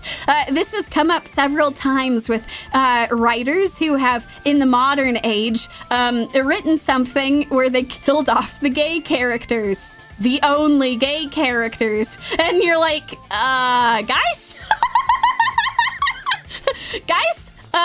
You should have more gay people in your show before you go killing them off. I'm just saying, just to be extra safe, don't kill off the only gay characters you got.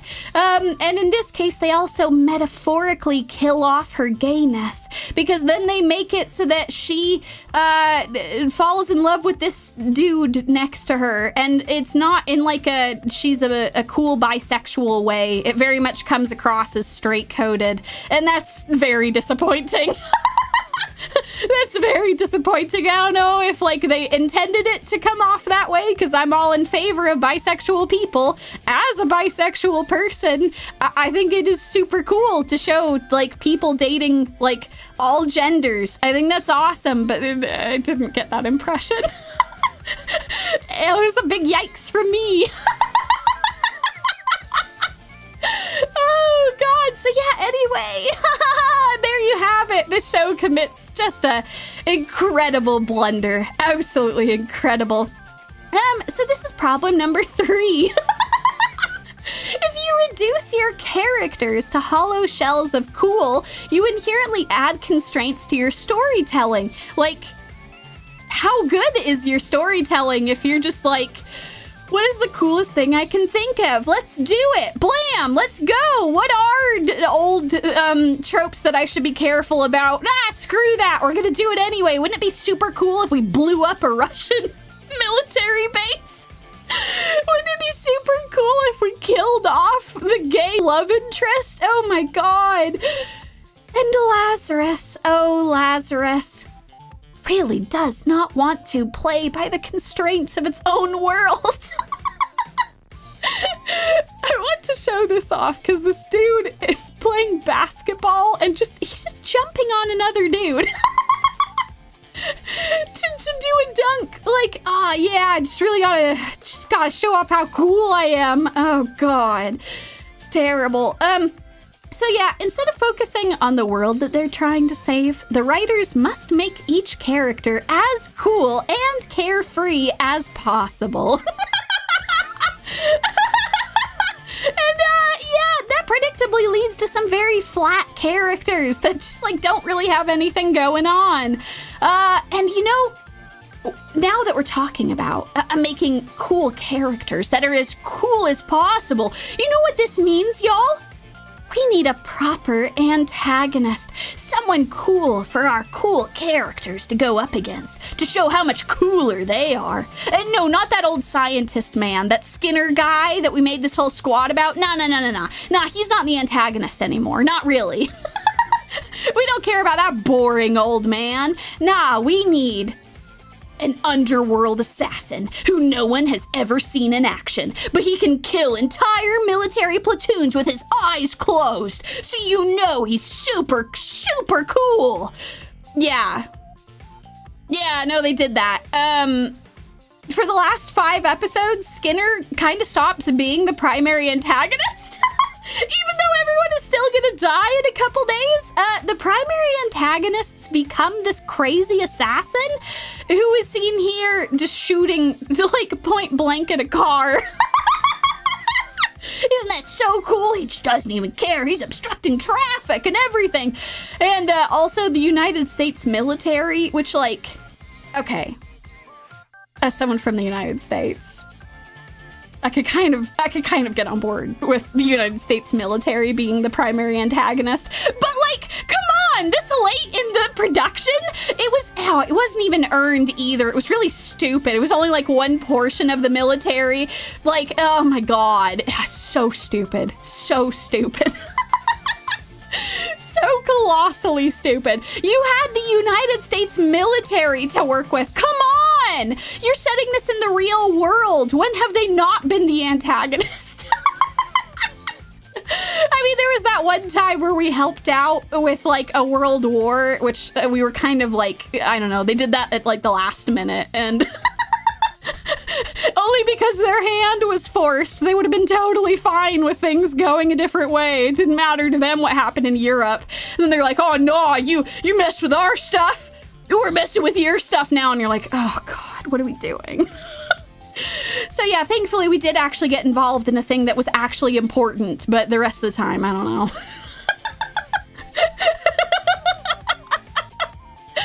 Oh God. But yeah, so wasted opportunity is all I'm saying. In these, by the time we get to these last 5 episodes, this is just an actively burning trash fire. Like this fire that you see like around the screen and coming out of the trash fire, this is where it started. It started here with Lazarus. This is where the trash fire really began. This is problem number 4. If you reduce your story to the coolest thing that you can think of, you inherently add constraints to the creativity and viability of your show. And Lazarus really does not want to play by the constraints of its own world. I am now showing you all in excruciating detail most of this scene. It is a minute long of this cool underworld assassin just walking. Just like this. Straight towards the camera. Not caring that there's an active mass shooter around him.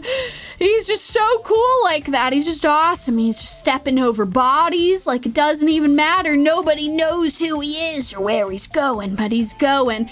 So stupid. Also, I do want to know, as someone from the United States, I do have to wonder, watching this scene, was this supposed to be a commentary on the fact that the world is about to end, that like most of humanity is about to die, and that's why there's a mass shooting? Or are they like, well, there's mass shootings all the time in the United States, so it's that? Because like, I'm gonna be honest, I don't know what they're going for, and I don't like that. I don't like that that's a thing that's in my country. I'd like for that not to be a thing, but also, what are you trying to say? I think the conclusion is, I'm thinking about it too hard. I think the conclusion is he's just supposed to look cool regardless. And they're just like, yeah, let's have a mass shooting. And you're like, can we not though? Can we not do that? Yeah, I hope it's not the latter, because that would be extremely bad. But I don't know, because up to this point, there has been no indication that anyone is taking this apocalypse seriously at all. So like, I don't know. Really, stepping in that one, folks. Yeah, I agree. Oh my God, I couldn't have put it better myself. That was going to be my exact next point. Maybe making a mass shooter scene supposed to be cool is a bad idea. Dohiwario, I could not agree more. This is a trash fire. So where does this leave us? At the end of the day, Lazarus is a show that is constructed on the idea of cool, devoid of any meaning, character, intrigue, a place for the plot to go, a place for the characters to go, an understanding of why they have strangely insensitive shit that is just like randomly in there. God. Okay. To answer this question, many of you are probably wondering, how on earth did this crazy show happen? How did so many mistakes come together to create this travesty? This just stepping on a rake over and over again and then falling into a trash fire. How did Shinichiro Watanabe create both Cowboy Bebop and Lazarus? I have seen this question all over the internet, with lots of people hypothesizing about it. People being like, well, maybe he's better with more episodic stuff, which doesn't work because this is an episodic show. Well, maybe he's better with more sci-fi stuff, which, I don't know, he's done other sci-fi stuff that has also flopped. Well, maybe he just didn't have enough time. Maybe he needed more episodes. Maybe the writers needed to do something different under his guidance. You astute viewers at home already have your answer to this question. Shinichiro Watanabe is a director, not a writer. Remember what I said at the beginning about how this entire thing was, what if we could make Cowboy Bebop again, but the only constant was the director? What about the rest of the staff? Well, it turns out that this show is as terrible as it is because you were never going to be able to create another Cowboy Bebop. Shinichiro Watanabe is only a fraction of what made Cowboy Bebop such a masterpiece. He was the director. He was in charge of set dressing and making sure everything looked nice. He's not the writer, the creator, the character designer, and animator, any of this. Cowboy Bebop is a masterpiece because of all the people who worked on it. Let's talk about those people. Keiko Nobumoto is the person you should think of if you really loved the plot and the character writing of Cowboy Bebop. She is responsible for this. She was the she was the storyboard, she was the writing, she was all of the characters' stories. This was her. This was all her. She was in charge of this. She was the creative direction and all of the storytelling of Cowboy Bebop. And tragically, she passed away several years ago. She passed away in 2021 from cancer. May she rest in peace for her amazing work on one of the most notable and beloved masterpieces of the anime world. But it's not just her who we should be thanking. We also should be thanking Toshihiro Kawamoto, who was the character designer and the animation lead. This dude is the reason why Spike Spiegel looks so cool. This dude is why all the characters in Cowboy Bebop look and move the way they do. He directed and led a team of wonderful animators to create this wonderful work. So, what's he doing nowadays? Well, he co-founded Bones. Yeah, that Bones. The Bones that was in charge of Full Metal Alchemist. The Bones that is still regarded as one of the biggest giants of the anime world. He helped to co-found that. That's pretty amazing.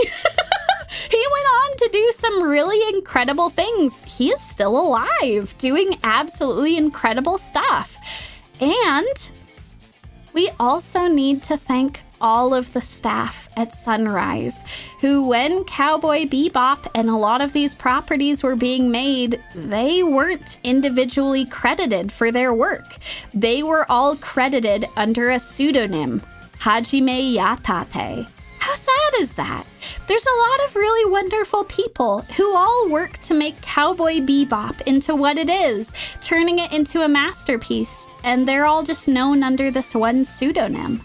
Just an amazing, passionate group of people who helped to create one of the greatest and well-known pieces of animation.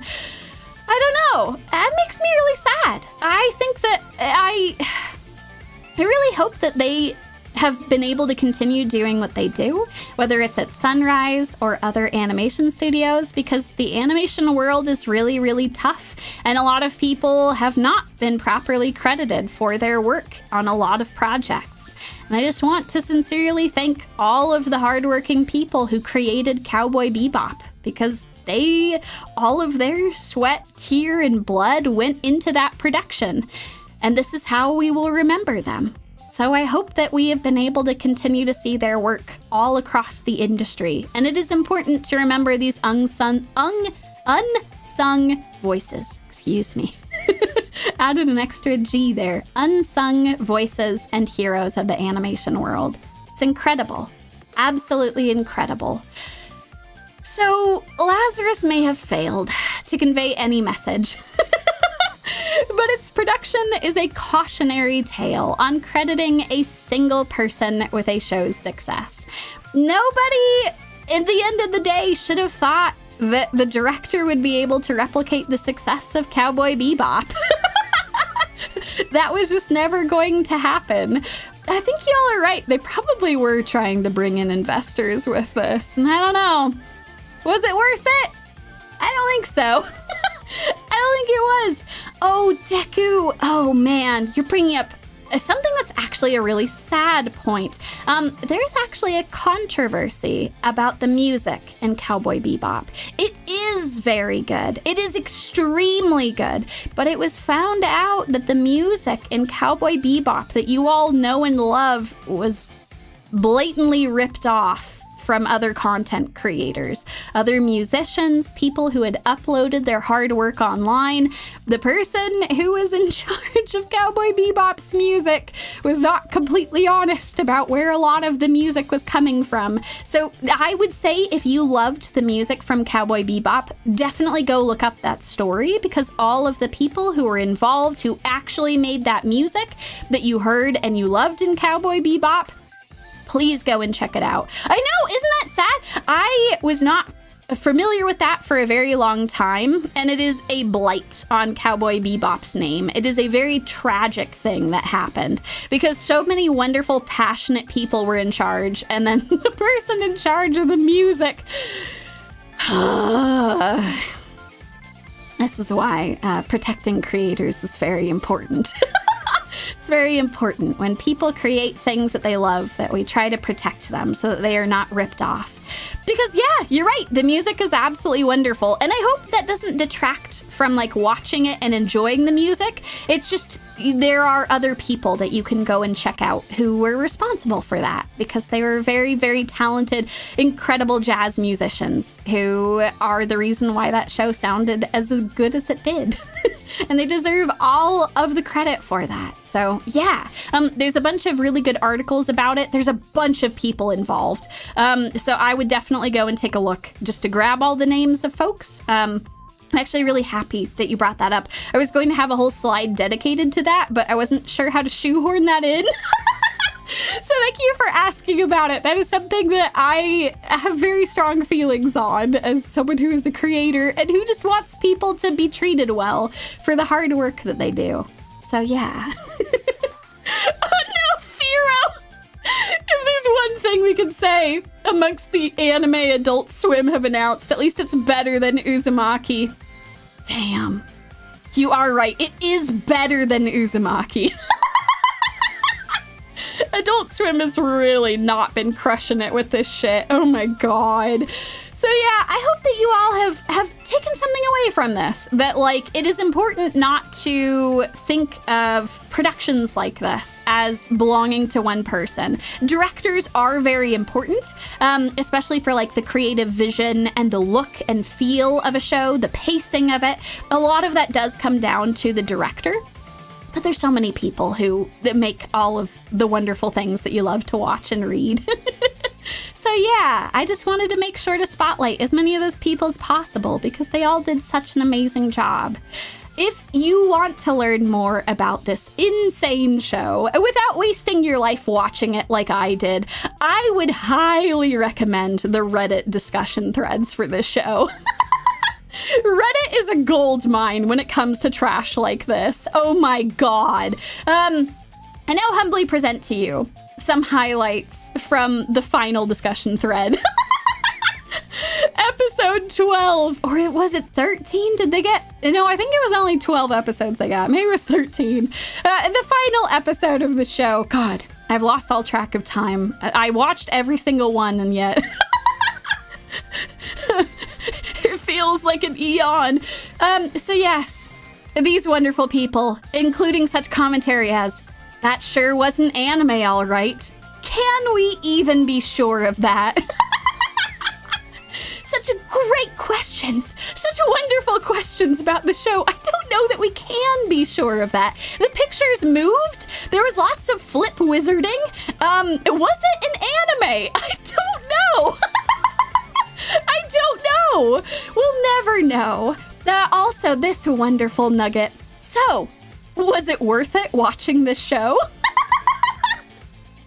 The most fun this series provided was shitting on it in the episode discussion threads. They're so true. After every single episode, Bear and I would immediately go to Reddit. Bear would be like, "All right, what are the Redditors saying? Let's go, let's see."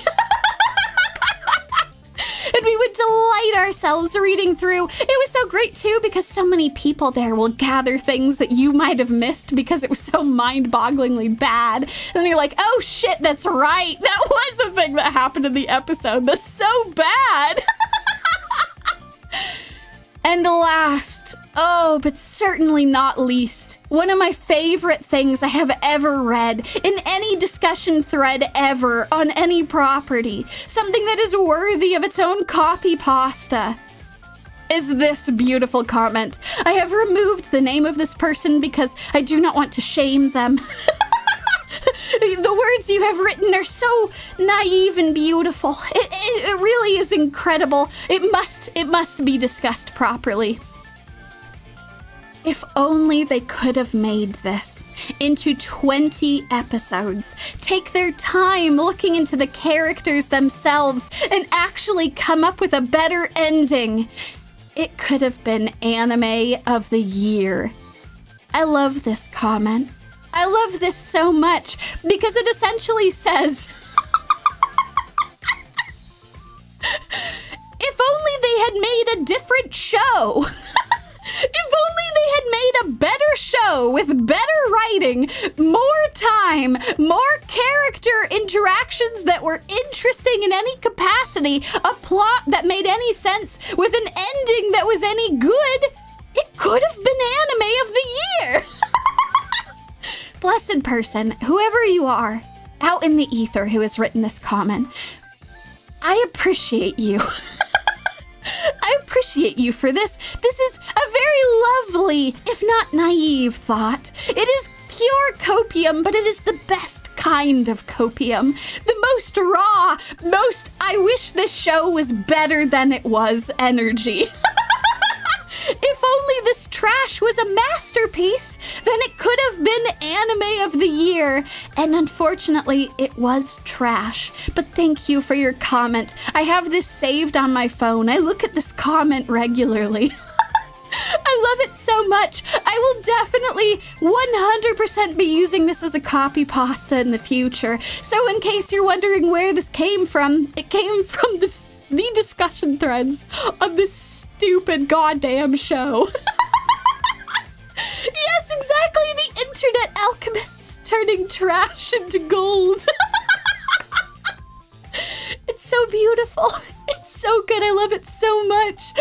Oh, God. So thank you for this. That did make the entire experience worth it to get this comment out of it. So that was Lazarus, y'all. Oh, my God. And before we hop into our next entry in the Disappointment Dome, it is time for our first hydration check. Whatever you all have handy, whether it is water, tea, soda, coffee, lemonade, milk, have some of that to drink. And then we will hop into our next entry in the Disappointment Dome.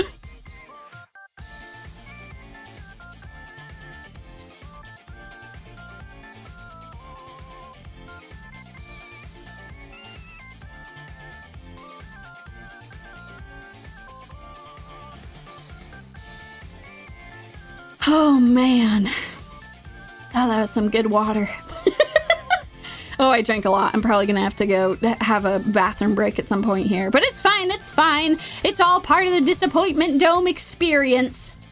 Okay, y'all. Yes, you're very welcome. I'm so glad that I can give you all this gold. Oh, God. The motorcycles approve. They approve. They have returned.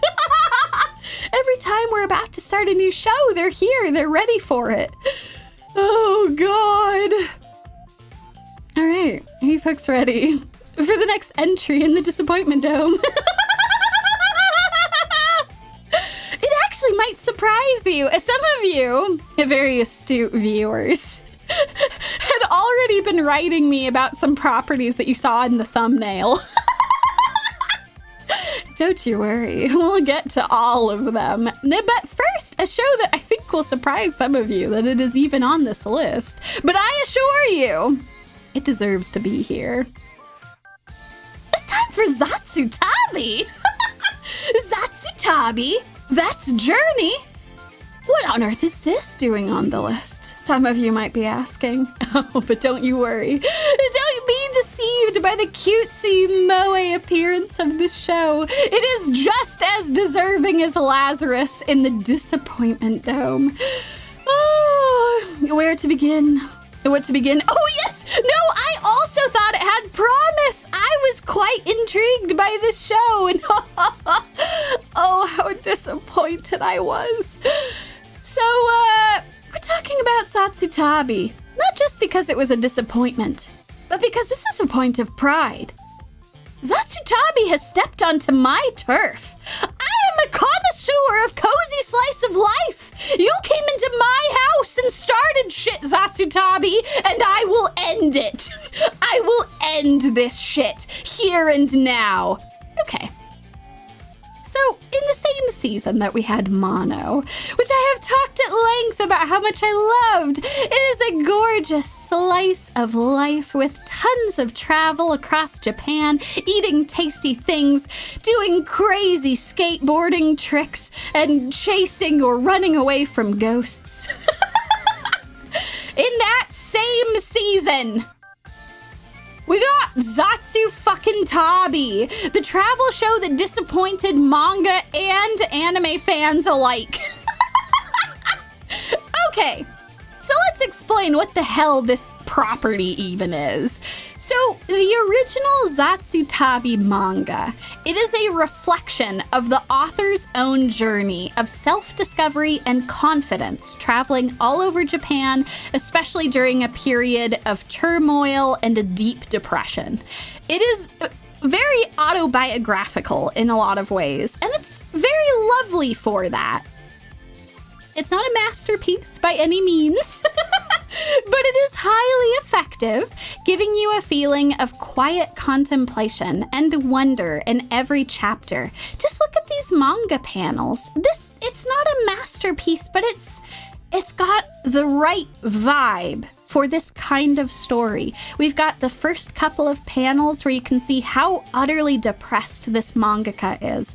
At all of her works being rejected, she had started her career only to have work after work, manuscript after manuscript rejected again and again and again, until she is just reduced to a curled up state on her bed, feeling like she wants to disappear. Feeling like that she wants to go on a journey somewhere far, far away from all of this.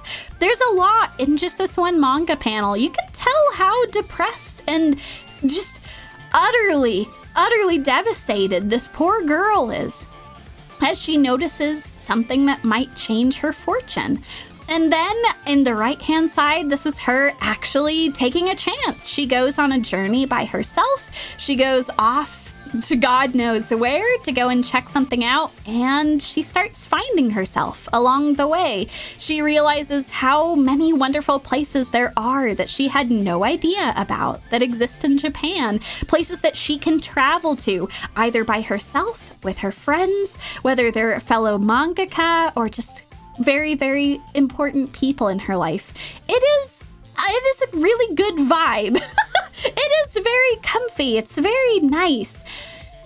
And, yeah, you know, the characters aren't terribly complicated, but it was an ideal candidate for anime adaptation, as you have a chance to really flesh out the physical locations that she visits.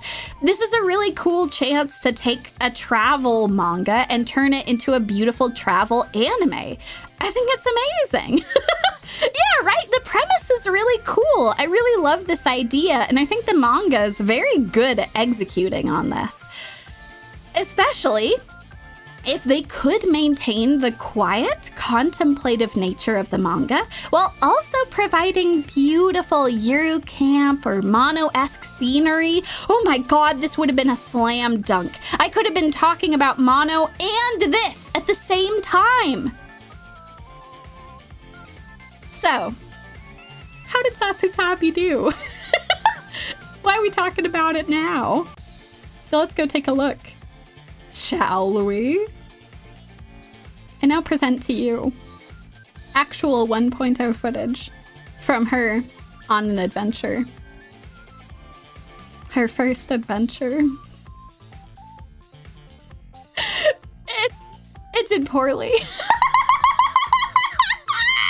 It did this very, very poorly. I know, it is so lazy. You all can see that these are just like photographs, right? Like this is like, they've taken photographs, they've colored over things, they've like done a very poor job of showing the magic and like the mystique of these places. God damn.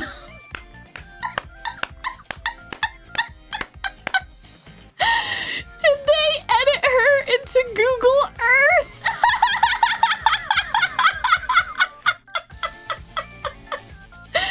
Oh my god! You know what? God damn it. Ah, you all are so perfect at this. She is. She's just in Google Maps. This is just what this show is just Google Maps. I'm sorry, you all are correct. So while Hero Camp, seasons 1 and 2, the only ones that exist, and Mono brought their worlds to life while still maintaining the tone and vibe of the original manga. ZatsuTabi was turned into a generic, soulless product, changing a contemplative series into a corporate advertisement for tourist spots. It is so embarrassing. Oh my god. God damn it, y'all. This is giving me Silent Hill vibes. Yes, no, imagine watching that. And the voiceover is like, oh, this place is so beautiful. And you're like, what is happening here?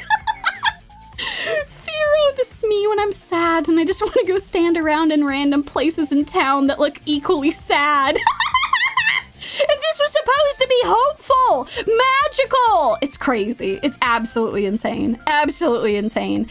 So yeah, not only is the scenery just utterly, utterly disappointing, every poignant moment in the manga is scrubbed of its harsh edges in the anime, rendering it more upbeat and simultaneously devoid of character. Like, you remember how I showed you all that shot initially of her being like really depressed, really, really depressed about her state in life? And like, yeah, I don't know, they just were like, well, we can't have her be depressed. She's gotta be all happy and stuff. No one wants to watch a show about a depressed girl learning to love life and love travel and love the people around her. She's gotta be real happy and upbeat, just down on her luck. Like, ugh, God, it's really gross, honestly. Like, when you compare them side by side, oh God. Here's another example. This is in the first episode where she is walking back from having yet another manuscript that has been rejected, and it's raining and she doesn't have an umbrella or a raincoat, and she's just thinking about how she wants to disappear, and she gets splashed by a car that goes by, to which she breaks, loses it, and starts running. She's just so broken in this shot, you know? But they couldn't do it. They couldn't commit to it. During the part where she's saying, I just want to disappear, look at her. She just kind of looks like, I just want to disappear. I want to go somewhere. Me. And you're just like, that is not the vibe that we're going for. Oh my God, what? And they won't even hold on the look of just utter brokenness. They immediately break it to have like the like this wild look of, no, I'm really a happy girl who's just down on her luck. No, she's very sad and like disillusioned and is thinking of just stopping writing manga, the thing that she's really passionate about. But the show is just like, oh, nope. Can't have the real sad. Get that shit out of here. Nope. Throw it to the curb. Let's go. Just like we did with any amount of beautiful scenery. As you all have seen, every location she visits is a soulless advertisement for that area, showing literal gray buildings and streets while a narrator tells you random trivia. It is so shameless. It is unbelievable. And in case you were wondering, no, the narrator is not the main character. They just get this dude who has been narrating a bunch of anime recently. God, I wish I could remember his name. He's in everything. Hold on. I have a keyboard. ZatsuTabi. Tell me your secrets, ZatsuTabi. Who was the narrator? There he is. Hitoshi Kubota. Hitoshi Kubota. He is a narrator for so many things recently. He's just the narrator, and it's really condescending. It's not him. It's not his fault. The role he is playing is condescending. Like, all of these, like, in the manga, they have cute little tidbits and stuff of the places she's in, but, like, it's not obtrusive in any way. It's just kind of like, if you're interested, here's some cool stuff. It's kind of like extra reading, you know? But they use runtime to, like, give you random trivia about these places, and some of the trivia is so over the top that you're like, someone paid you to say that. Like, I'm pretty confident someone paid you to say that. Someone who was in charge of, like, the city council of that town was like, make sure to tell them this so that when they come to visit, they go and check out this place. And you're like, oh, God. I'm all for promoting tourism in places that really want more tourists to be there. But, like, come on. This is ridiculous. Oh, my God. So, yeah, anyway, it's really condescending and really dumb. As if that wasn't bad enough. I now present to you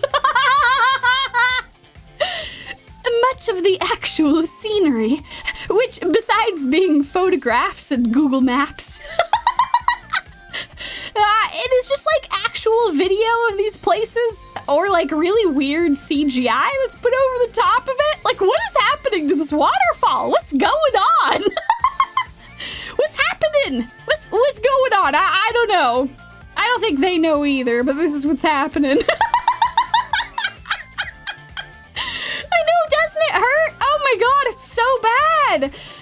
Also, the animation is predictably stiff and awkward, missing frames and a proper sense of motion. This is just like one for one a shot from the actual anime. Just look at how many frames are missing, like so many in-betweens, so many poses. They're just hopping like bam, bam, bam, bam, bam, bam, bam, bam. There's deer. The deer's gone. There's deer. Where did it come from? I don't know. I'm going insane. I'm going insane. Oh my God. I do feel bad for the author, which is kind of why I'm bringing this up, because like if any of this is interesting to you, you really should check out the manga. It is very worth your time. Yes. Oh dear, indeed. Oh no. So yeah, this has just resulted in a massively disappointing generic show that could have been so much more. Oh my God, the amount of potential this had that was wasted is so sad. But Yumie, some of you might be asking. I actually think that most of the people watching might not be asking this, but you might be curious about this. I think all of you are very on board with what I've said. But these are all valid criticisms. But what if people like this upbeat anime, even if it is a poor adaptation of the manga? Such a wonderful question for you to ask. I now present to you the real opinions of people who said they enjoyed this anime adaptation. I have actually gone to the trouble of paraphrasing what they said. I have not grabbed Reddit screenshots because I do suspect some people would be able to track down that copypasta that I said. I want to respect these people. Like, I want to respect that person too, obviously, but like that copypasta needs to be seen. It's very good. It's very good in its purest form, but these people are just sharing their earnest opinions. So I now present to you a paraphrased version of actual things people have said about this show. What if people love Google Maps? Yes, no, that's true. Speaking of the copypasta, Sky, if only they could have made this into around 20 episodes, take their time looking into the characters themselves, and actually come up with a better ending. It could have been anime of the year.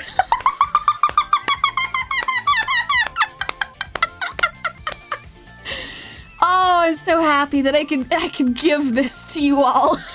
I have been holding on to that for 12, well, actually, no, when did that, actually, no, I'm not going to say when that showed up. It hasn't been 12 weeks, it's been many weeks that I've been holding on to that copypasta, waiting to share it with you all. So good, it's so good. Oh, I'm so glad you all will get such good use out of it. Okay. Back on track. Before I just laugh entirely too hard about this dumbass, beautiful copypasta. Okay, I now humbly present to you the real opinions of people who said they have enjoyed this anime adaptation. It's a little bland, but that makes it cozy. How dare you? How dare you? This is why I said this show has crossed onto my turf. How dare you? Cozy does not equal bland. If you have been watching bland shows and tricking yourself into thinking they were cozy, I hate to break it to you, you're just watching a bad show. I'm sorry. No. That does not make it cozy. Cozy shows have so much to offer. How dare you? I will not stand for this slander. Yeah. So that's what I have to say about that. There are so many wonderful cozy shows that are so high effort, that put in so much time to their story, their writing, their characters, as you all have seen throughout this presentation. So no, it being bland does not make it cozy. Moving on. Well, look at all this random trivia I'm learning. And to that I say, you could have just found a Japanese travel brochure, and you could have just found the same amount of information. That's the level of narration that we're getting here. Also, I think this is the Google Maps thing, right? These are the people that are like, yeah, I'm okay with the Google Maps. It's okay. No, you shouldn't be okay. That's bad. No, don't be okay with that. It is not worthwhile to learn a bunch of random trivia. That does not make a show worth your time. And then my favorite of the bunch. The compositing isn't great, but it's better than Yuru Camp Season 3, so I'm enjoying it.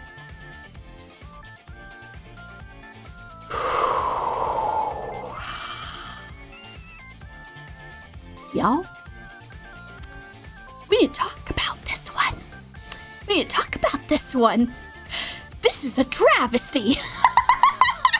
This is a travesty. Hold yourself to a higher standard. I'm sorry, but this is technically better than Yuru Camp Season 3 is not a good enough reason to continue watching a show. That is insane. Hold yourself to a higher standard. This was in the same season as Mono. Just watch Mono. What are we doing? Just watch Mono. Don't waste your time with this trash. It is an insult to the original work and to you. Don't do it. Oh, I'm so sorry for scaring you all. Yeah, no, that was a quiet rage, a very profound quiet rage. Yeah, I guess that is fair. Y'all are right. Is this my villain arc? I'm just watching all of this psychic damage, and it's just, it just fills me with a very particular type of rage. Oh my god, Deku, exactly. It wasn't at the bottom of the trash can, so it's probably edible. Not editable, excuse me. It is not edible. Don't eat the trash. Don't do it. There is certain trash that is fun to eat, but you have alcohol and speed powers with it. This is not it, y'all. Hold yourself to a higher standard. Something being technically better than Yuru Camp Season 3 is not a good enough reason to watch it. That's sad. That's so sad. So yeah. Please, if there is anything you take away from this portion of the show, we should not be normalizing inoffensive slop. We should not be settling for this shit. Like, this is sad. This is really sad. I am really sad for the folks who are like, yeah, I mean, it's bland, but it's fine. It's better than Yuru Camp Season 3. No, there's so many other shows you can watch. Your life doesn't have to be wasted this way. Oh, God. Speaking of, instead of watching the ZatsuTabi anime, I have put together a wonderful list of things that you can do instead. Are you ready for it? Okay, let's go. First, read the ZatsuTabi manga. If you like the premise of this, just go read the manga. The manga's better. It's so much better. Oh my god. I don't know how many other ways I can say this, but yeah, just go read the ZatsuTabi manga. You'll have a much better time. You'll also be supporting the actual creator, so like do that. Do that. Next up, I saw many of you talking about how beautiful this background is. It really is beautiful, isn't it? Well, you can see even more of it by checking out Mono Weekend Animation. That's right! This background that you are currently seeing, this beautiful, beautiful 360 background is from Mono. Yeah, that's the level of animation and like beauty that we're working with here. It's very, very good. You should go watch Mono. And then my final recommendation for what you can do instead of watching the ZatsuTabi anime is go purchase the Mono Weekend Animation on Blu-ray and then watch it again. Reward them for their hard work and then make it so they can create even more beautiful anime. Go buy the Blu-ray. I've been like staking out a bunch of places online waiting for it to be released. So yeah, I'm just saying that's a thing that you can do. It's just a cool thing that you can do. Yes, exactly. Laziness does not mean a cozy vibe, and that is very sad if that's the standard we're working with. Have some higher standards for yourself and your time. Don't follow my example. I mean, I do have high standards for my time, but then I watch this trash, so I don't even know. I guess I watch it so you all don't have to. That's something. But yes, no, it was that good. You all should really go and check out Mono. It is extremely good, and I want them to keep making more. Please, more than anything, value your time and energy more highly than I do. You don't have to watch inoffensive slop. You have better things to do with your time. The one thing I will say about the time that I spent with ZatsuTabi, just like with Lazarus, I didn't get a Copypasta out of this one, but I did get something else. So there was something that I gained from this horrible amount of time I spent watching this show. So this show broke Bear and I so badly that we now randomly shout the following all the time at each other. ZatsuTabi! ZatsuTabi! Just like that. You just shout that at each other whenever there is disappointing slop that we are watching. This has become yet another beautiful word in our arsenal to perfectly describe disappointing slop. Now you too can do the same thing. If you find yourself in the terrible situation of watching disappointing slop, now you too can shout at it, ZatsuTabi! and you will understand that it is disappointing slop. Maybe you don't need to spend your time watching, or go get yourself a couple of drinks to get through it. Oh no! I need a drink. I'm sorry, I need a drink before this next one. Oh, hello! ZatsuTabi. ZatsuTabi! He heard. It is the song of our people. The song of our people. Okay, alright, give me a second. I need to have a drink before we hop in on this next one. Ugh, not of alcohol. I wish it was alcohol.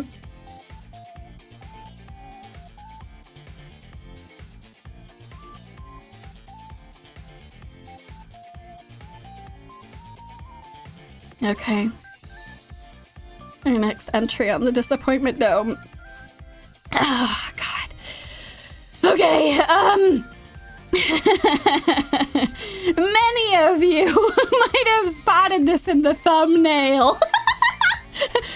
Just hide now. It's just waiting to pounce. Okay, the Shiunji family children is our next entry in the Disappointment Dome. welcome to hell. Oh God, buckle up everyone. You are not prepared for this flaming pile of trash. Okay. The Shiunji family children easily earns a spot in the Disappointment Dome for several reasons. It's because I'm disappointed that it exists. I am utterly disappointed that this piece of trash exists at all. But not only that, I am also disappointed that so many talented animators wasted precious moments of their life on it. Their lifeblood poured into this show that looks better than it has any reason to look. Absolutely despicable. They could have been working on so many other properties, but this is what they spent their lifeblood on, and that is a disappointment. But more than anything, I'm disappointed that I wasted precious moments of my own life on this earth watching this show. And now I'm going to make you all disappointed that you have learned about it. Oh my God, it's so true. This did get animated better, more competently than Lazarus. Like, what are we doing? What are we doing? Okay. So for those of you who aren't aware, this is written by the same author as Rent a Girlfriend. Yes, that Rent a Girlfriend. The series that famously features an incel who hires women to be his girlfriend. Yeah, that one. The one that currently has its, fourth season that's airing right now? We'll talk about that in a second. But, you should also know that Rent a Girlfriend is the series whose fans also had such an enormous crash out over chapter 380 of the manga that it spawned some of the best memes that I have ever seen. Which I will now share with you all.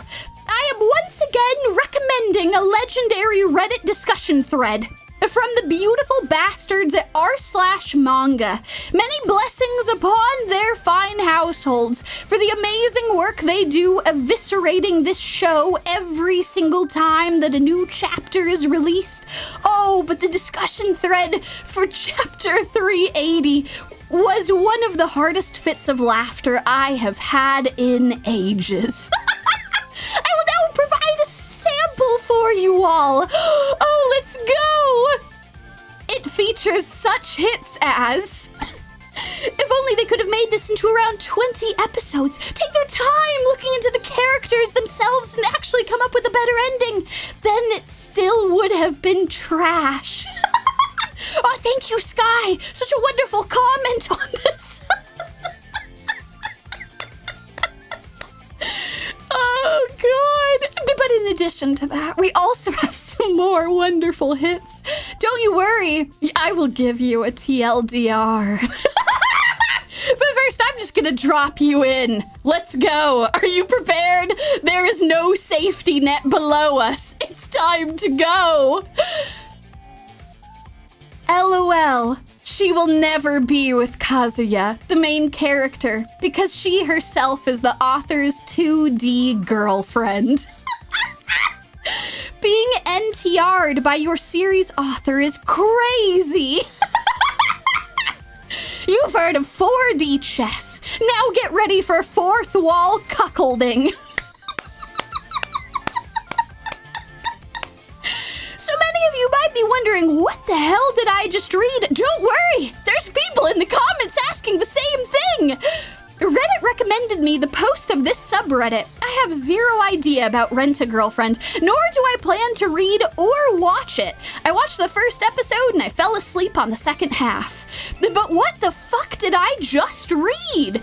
It's honestly amazing. I don't read it either. Only come to the comments. But you should have seen the comments on the chapter where he spent half a chapter imagining her cucking him with some guy. And if I recall correctly, which he is recalling correctly. Oh, excuse me, I shouldn't assume gender. What they are assuming correctly.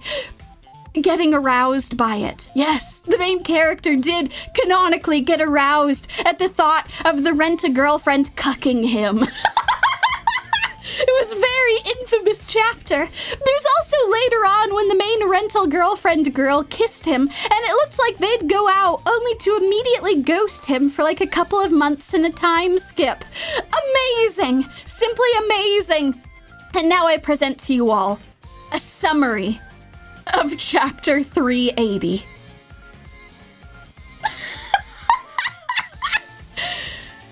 Nearly 30 chapters of them being on a date. 1 month in story of them living together. 3 years of chapters. Them finally talking a bit. Chizuru bringing a lot of questions about their possible relationship. Bringing him toward a romantic spot. And then rejecting him. Even while saying that she might be in love with him, since her job and career are more important, so she can't be with him. Even if it somehow fixes itself in the next chapter and they start going out, there is still no excuse for this chapter. That this is only a sampling of the beautiful things that are in that comment thread. I would highly recommend going and checking it out. No context is needed. You and many other Redditors will learn along with each other. Absolutely hysterical. I cannot believe this shit. Oh my god. Oh, there are so many people in the comments that are like commending her for this. They just can't believe it took this long. It is the ultimate middle finger to everyone who reads this. It is incredible. So look forward to when this infamous scene gets adapted into the anime, which is currently airing in about 4-ish months or so, as we see another legendary crash out of the anime-only Rent-a-Girlfriend fans. Oh, God. So, some of you astute viewers at home might have just noticed when I said that. Wait, Yumie, did you just say 4-ish months? I just went and checked out all of the timestamps on that thread you're talking about. Didn't Rent-a-Girlfriend's chapter 380 only come out a month ago? And you're telling me it's going to be adapted into the anime in the next 4-ish months? That's correct. That's right. You are correct. Some insane production committee keeps greenlighting this goddamn author's work for anime production while he is still writing it. They do this with all of his works. What's happening? That wasn't even written when this particular season was greenlit, and I bet they are regretting that right now. But I don't know. Karma's a bitch, isn't it? That's kind of what happens when you don't check all the material ahead of time, but look forward to that in about 4 months' time. And of course they did it again for the Shiunji family children. The last few chapters that would be adapted into the final few episodes of the anime were not even written when the production began, which sounds just like a horrible work schedule for everyone involved. This is a wildly insane way to produce anime. Like, this is something that they did with, like, One Piece and Naruto because it was a, you know, very well-known, established series that they would have, like, filler arcs and stuff so that things could catch up. I would argue you don't do this with Rent-a-Girlfriend or with the Shiunji family children, but they're doing it anyway. Absolutely insane. So this is the disappointing fact number 1 about this anime. It was greenlit before the manga had enough material for it. Let's see how that pans out, shall we? Okay, so let's talk about the Shiunji family children. While Rent-A-Girlfriend features an incel protagonist, the main character of Shiunji family children is a Chad that all the girls want to be with. Oh, they just love him so much. He's muscular, he's suave, he's got a good head on his shoulders. All the girls want to be with him. And by all the girls, I mean all 5 of his sisters. Yep, it's that kind of show. Oh God, it gets worse. Buckle up, we're only getting started, y'all. Okay, so yes. Yes, no, he does have a brother too. Oh God, is his brother gonna be throwing himself at him too? I think thankfully the brother is like in a relationship already. Oh God, that actually doesn't mean anything to this author, does it? Okay, well, so far it's just the sisters, but he does have a brother too. Oh God. Okay, so at the beginning of the series, this enormous family finds out that they're all adopted, which is interesting. Why weren't they told that earlier? I don't know. They waited until they were all in high school, I guess. Anyway, they start throwing themselves immediately at our main protagonist. Like, that's absolutely insane. They're just like, oh, we're not blood related. This is disappointing. Fact number 2. All these siblings were so horny for him that as soon as they found out they weren't blood related, they all jumped him. Some much quicker than others, but all of them are really gunning it for this dude. Oh God. Actually, I lied to you just then. I'm sorry. Disappointing fact number 3. That statement above, it's not fully accurate. For you see, the youngest sister, Kotono, who was 14 in episode 1, tried to assault him in the bathroom when she still thought they were blood related. What are we doing? What is happening? While she still thought they were blood related, she assaulted him. This is what we are dealing with, folks. Oh my God, it is insane. So yeah, anyway, yeah, no, she is a menace to society and everyone, but especially him. Terrifying! Terrifying! Oh my God, terrifying. So anyway, this show is a descent into insanity. Watching as people who once called each other siblings are now trying to fuck each other, and what has led us to this point? What have we done as a society where we have greenlit this show before it was even finished being written, before the chapters necessary to adapt were ready to be adapted? What are we doing? What are we doing here? Okay. So let's meet our contenders, shall we? Alright, let's talk about all the sisters who really want to be with him, shall we? Yeah, no, for some reason they don't have that sibling disgust of each other. I don't know why. Does the author not have any siblings? Like, no. Okay, so let's talk about all of the sisters who want to be with him, shall we? All right, so you already are familiar with Kotono, our youngest contender, who right out of the gates, just like before the show even started, they like show it in a flashback. She's like, oh yeah, she was just like naked in the bathroom and then just like ran at him and was just like, I love you, in like a non-sisterly way. And he was like, what the?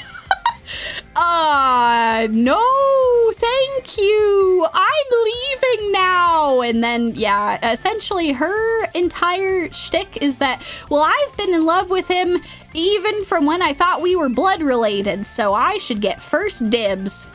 She terrifies me, if I'm being honest. I am very scared of this girl.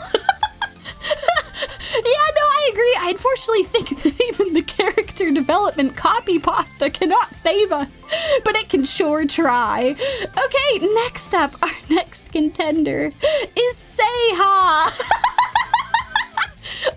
god!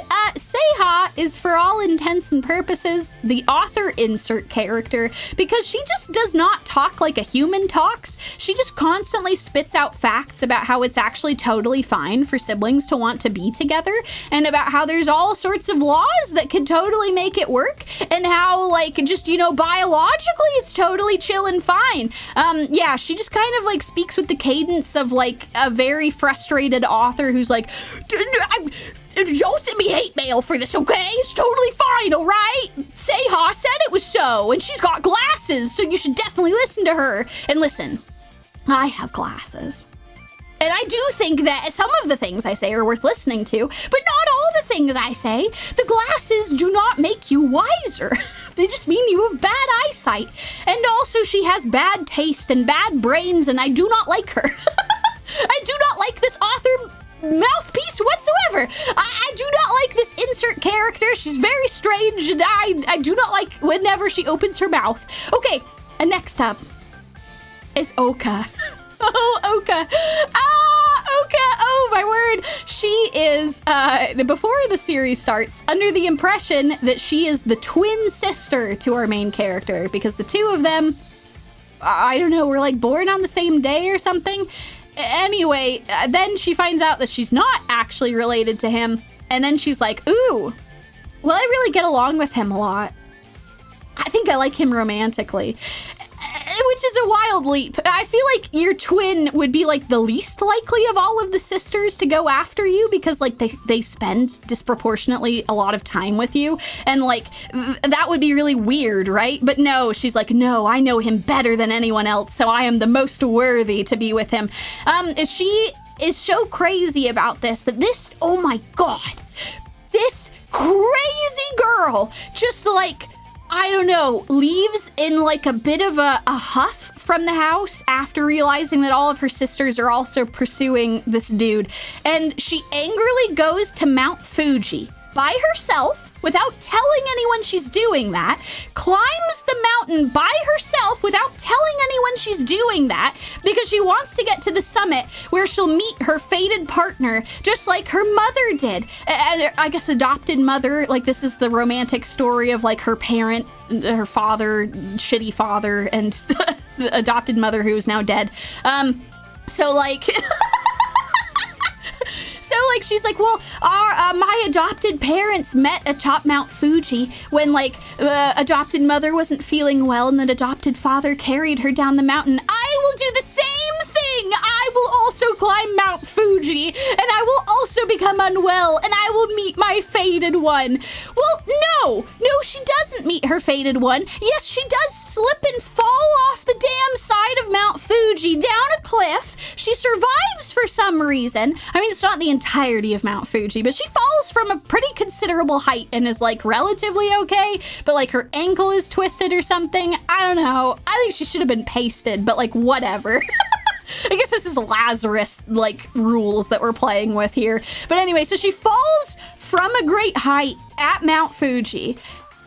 Again, she has not told anyone where she is. No one knows she is here. And now she is injured, alone, on the side of a mountain, being like, oh, what did I do wrong? I just wanted to meet my, like, I don't know, romantic partner. My fated person was supposed to be here. Then much to my disappointment, the stupid main character shows up because they're a bunch of rich kids, because who else could afford like 7 kids, you know? Just a very rich person, and like, I don't know, they have like high-tech trackers in their phones or something, I don't know. And anyway, all of them used her phone signal to go and find her, even though she didn't tell anyone, like a dumbass, that she was gonna climb Mount Fuji. And then the boy finds her, the Chad puts her on his back and carries her, even though she's dumb and she fell off the side of Mount Fuji. He carries her back and it like is very nice to her, and she's like, oh, this is just like when Dad and Mom met each other. Oh my god, he's my fated person. And then she like kisses him in his sleep and like, ugh. All right, yeah, no, that's not weird. But yeah, anyway, no, it is just a self-justifying prophecy is what it is. Oh my god, Sky, I think you're onto something. Maybe she didn't survive and the rest of the show is just the last neurons firing. I like that. It's a good headcanon. That's a very good headcanon. ZatsuTabi! God damn it, you all are the best.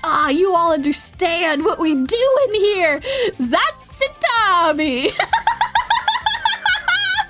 But yes, I agree. If you go to a mountain, tell people that you're doing that. Tell them when you're supposed to arrive at certain places so they can check up on you, make sure you're okay. Don't go climbing by yourself. Have a buddy. This is ridiculous. What are we doing? Okay, so she's ridiculous and just completely insane. And next up on the list is Banri. Okay, so Banri is interesting because she is kind of stereotypical One-san. She spends way too much time teasing him, being like, oh, you're a boy in his teen years. I bet you're super horny for all of us. And he's like, no, you're my sisters. And she's like, oh, okay. But like, weirdly enough, they give her enough character development and like make her enough of a person that she's kind of on like the higher scale of like tolerable characters in a show like this.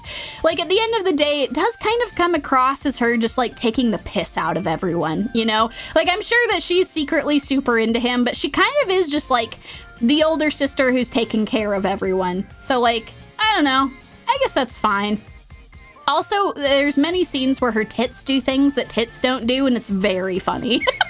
Like the opening to the anime, I don't know, her tits like do a little dance. I couldn't get it to show you all, but like I would suggest looking up the OP if nothing else. They do a little dance, and I'm like, what's happening there?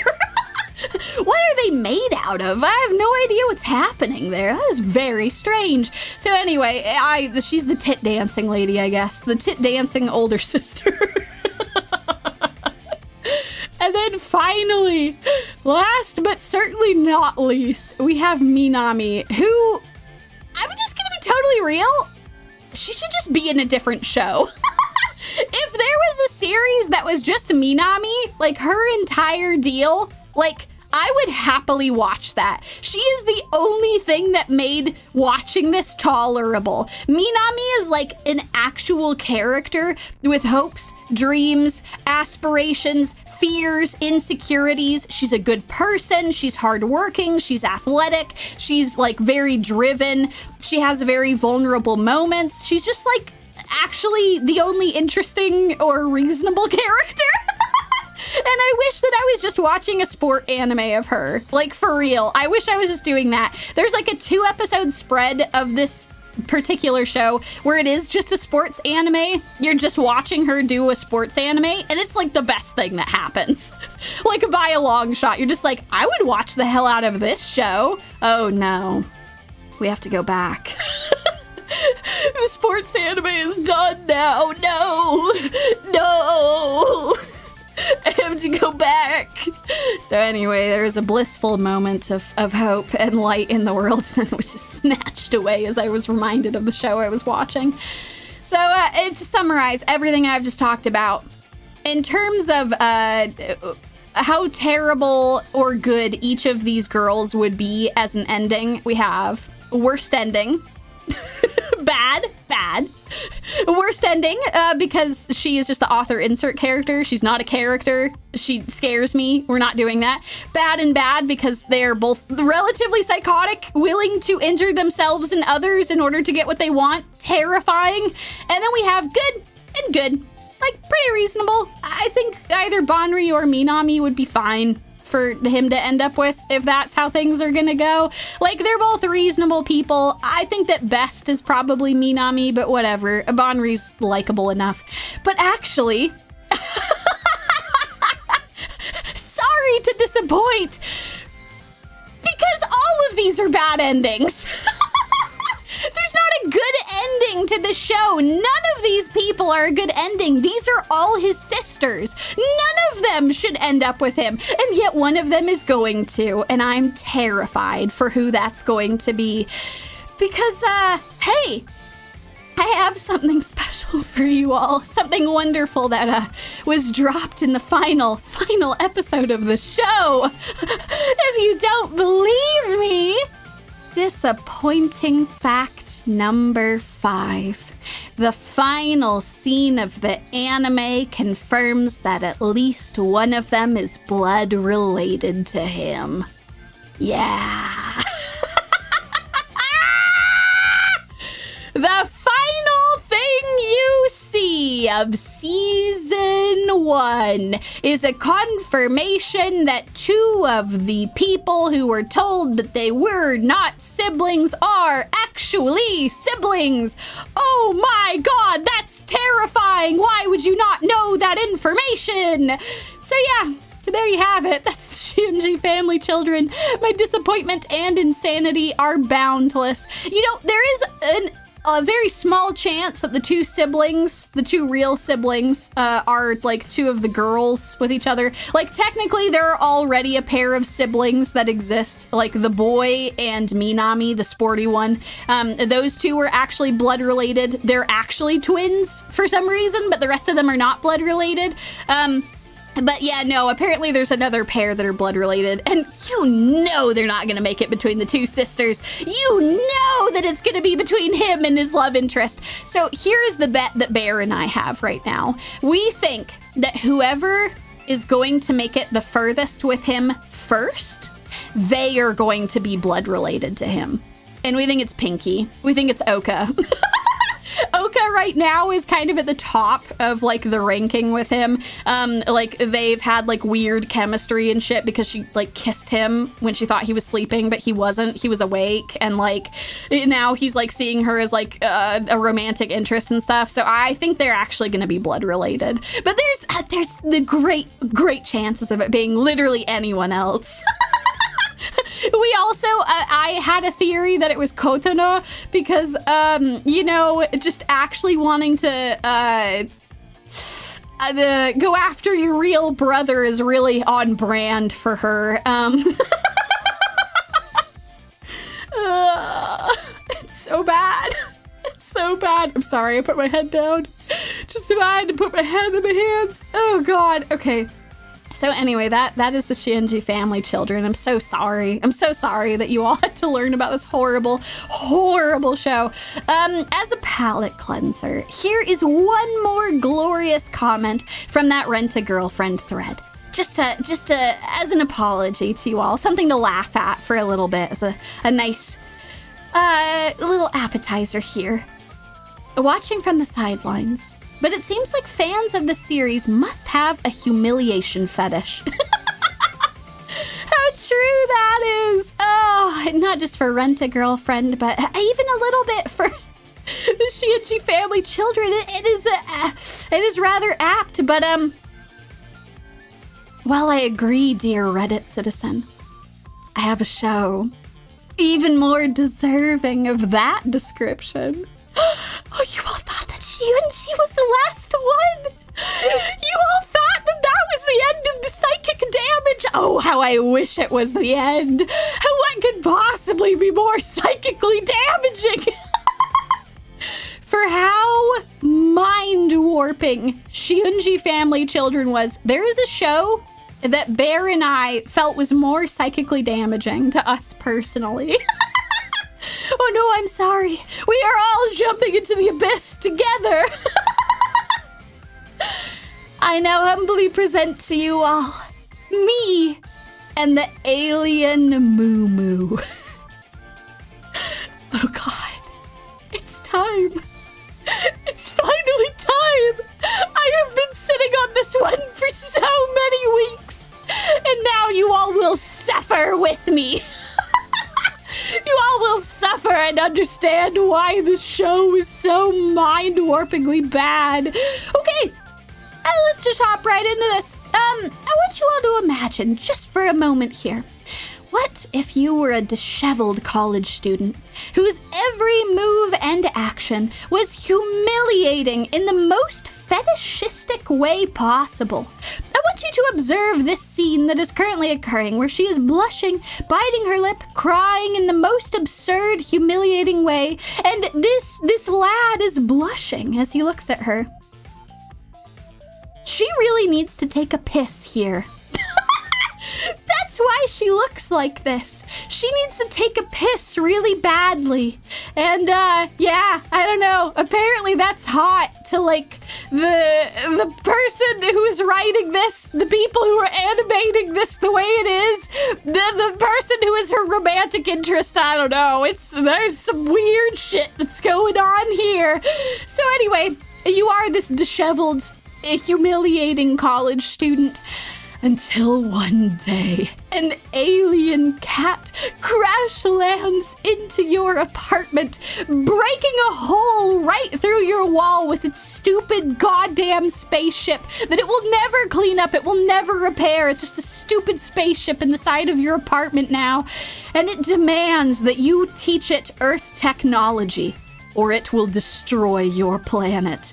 And it means it. It will do that. You will die, because that's what it did on its last planet. This horrible alien cat creature comes from a civilization of war-hungry cat alien monsters who destroyed their own planet and killed all their scientists. And now they don't know how to do basic things like produce food for themselves or like sustainably interact with each other. And so he's come down to Earth to learn these things and then take them back to his colony. He is the preeminent shitty scientist.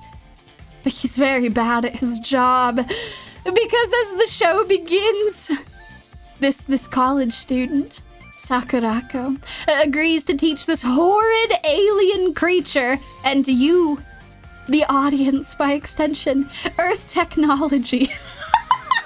On paper, that sounds like an interesting premise. Sounds like a great way to teach people how their basic shit works. But no, in practice, it is so psychically damaging that it has transcended disappointment. Watch as this cat alien stares into your eyes, and you will understand. For there are no winners of the disappointment dome, but if there were, this would be it. ZatsuTabi! Yes, you all understand. This is our ultimate ZatsuTabi. ZatsuTabi! It's this! Alien MuMu is it. But unfortunately, there are no winners. There are no winners of the disappointment dome. So we must talk about this loser of a show. Alien MuMu is a series pretending to be educational, when really, it is a high-powered psychic damage weapon aimed at your last remaining brain cells, and it is ready to let loose. It is ready to go in for the kill. Yes, these are two cat aliens, one of them shittily eating some treats, while the other one is threatening to murder it with a strange long weapon I don't understand. Oh, how true you all are! But Yumie, if only they could have made this into around 20 episodes. Take their time looking into the characters themselves and actually come up with a better ending to these shitty aliens. It could have been anime of the year. Just look at that incredible blade. Deku, I think you're right. Yes! This could have been anime of the year, but instead we have been met with this disappointment. So let me introduce you to our characters. The characters who could have been expanded upon, but were not, tragically. First, we have the horrid MuMu, the main alien, the name of the show, who is constantly trying to destroy technology to understand it. This horrid creature makes his entrance into the show by dismantling Sakurako's fridge and microwave. This horrid creature is like, I must understand it, so I will destroy it. And that's pretty on par for like the entire show. It's just this horrible cat destroying shit, and then they have to find a way to repair it and then figure out how it actually works. That is just the show, is this horrible creature destroying everything around it. Then we have the mercenary alien Decimaru, who is constantly trying to kill everyone. Except for the times where he's laid back and just shouting that humans are a slave race that should be subjugated. Which, that's certainly a decision. Especially once he, like, I don't know, apparently he has a humiliation fetish too, because he gets really into Sakurako, like the main human girl, and he calls her the beautiful slave girl. That's not weird at all. Also, he has this really weird knife that he just carries around all the time. I don't know where he hides it. It's so weird. And then we have the alien Siberia, who is an unhinged cop. That's just what Siberia is, ready to shoot someone at a moment's notice. This is one of my favorite shots from the entire series because it's perfect. It's absolutely perfect. And all I can say is that ACAB also applies here. All cats are bastards. Yes, that is accurate to the show. So there you go, the more you know. We even get cameos from this tiger alien? What's happening? What's going on? What's happening with this alien? There's lion bodyguards? That, I don't know. It's so weird. And we also get a cameo from this serval alien who runs a truck into Sakurako's clubhouse. Yes, Truck-kun makes a cameo here. This serval alien is trying to murder everyone. Oh my god. And yes, in case you're wondering, wait, Sakurako's clubhouse? Yes, you read that right. Sakurako is part of a club at college that fixes up appliances. And by fixes up appliances, I mean most of the time they're fixing all of the shit that MuMu has dismantled and that they then have to fix again. But they're a club, they're helping out, they're doing their best.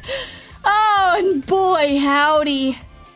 Are the members sure interesting? Are you all ready to meet the members of our club? Okay, I will say, because I see some of you talking about how the show did inspire you to go look shit up, and that makes me happy. That's good. If you are, like, learning more things about the world, that is fantastic. Unfortunately, we are all gathered here now to learn way too much about the other parts of the show. All right, let's go meet our club members. Club member number 1. It's Tamotsu, who is known as the guy who stuck his dick in a PlayStation.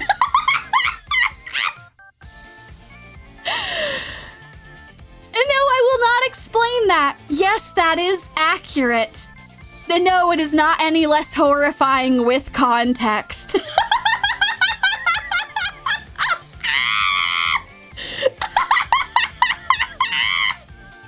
So anyway, just a wonderful addition to our cast. In case many of you are wondering, just in case you're clenching now, like, oh god, please no, tell me that isn't real. I will reassure you that it was an honest misunderstanding. The fluid that you see is not what you're thinking it is, but also it doesn't matter. Everyone in the series thinks that he's the guy who stuck his dick in a PlayStation, so that's what he is. I don't care if there is technically something else that was going on. Oh, God. All right, next. Club member Wataru. He's in charge of the club. He is known as the creepy stalker that sniffs women's clothes and messes with their electronics with EMG waves. Yes. With electromagnetic waves, he tries to charge the phone of the girl that he's romantically interested in, and he shoots such a high-powered wave that it explodes the water that is sitting next to her on the table. Yeah, a real stand-up citizen over here. To the point where the club members regularly tie him up and lock him up, but nothing else happens besides that. He's just a lol. That one stalker guy. So anyway, this is our club president, everyone. We also have club member Akihiro, who is literally just the hot guy. That's all he does. He's actually really bad with technology. That's why he's in the club, is he's trying to learn more, but we know the real reason he's here. He's just here to be a piece of ass. Literally. That's like all he is. He's just here to be a piece of ass. That's it. Oh, dear God. Akihiro is the romantic interest of our main character, Sakurako, and the absolutely insane character, Miwa, whose character trait is, I want to get laid. Like, she constantly repeats the line, let's go to a dark location, just all the time.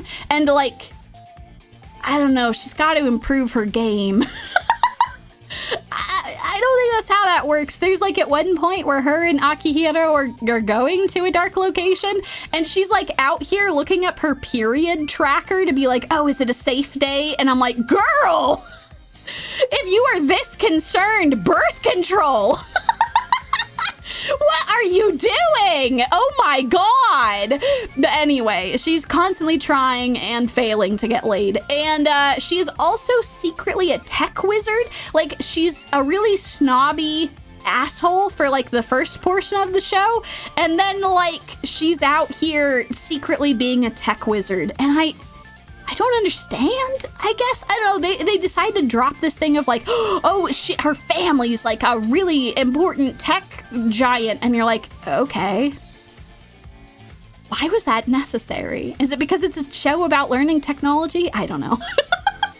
The show doesn't either. Yeah, I know, of course. No, one of the few times the show is actually talking about periods is for this stupid shit. Oh my God. I would love more shows to actually embrace that, but instead it's just her being like, oh, it's actually safe for me to have sex. And you're like, girl, birth control. Don't be trying to do this whole like timing thing. That is a bad way to do shit. But anyway. This entire show is a mind-warping fever dream, which broke me so thoroughly that I would start shouting over the ED, singing louder than the ED itself in a frantic attempt to out-crazy this show. The ED has this very, like, particular tune to it, and once you've heard it enough times, you just start, like, singing it really loudly and frantically and manically, and that was just my life every week. This show utterly broke me. It was such a thorough disappointment because it could have been an excellent way to teach people about the appliances and technology they use every day. Like, some of the stuff they talk about isn't, like, exactly accurate.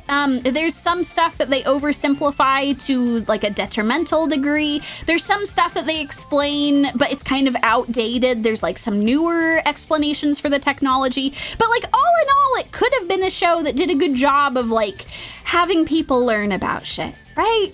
Right? Like, that would have been good. Can we get a demonstration for scientific purposes? I'll do that as, like, the final, you know what? Just for you all, asking so kindly. We'll do that as the outro. I won't have any music with it. You're just gonna listen to me singing. It's just gonna be very quiet and me singing.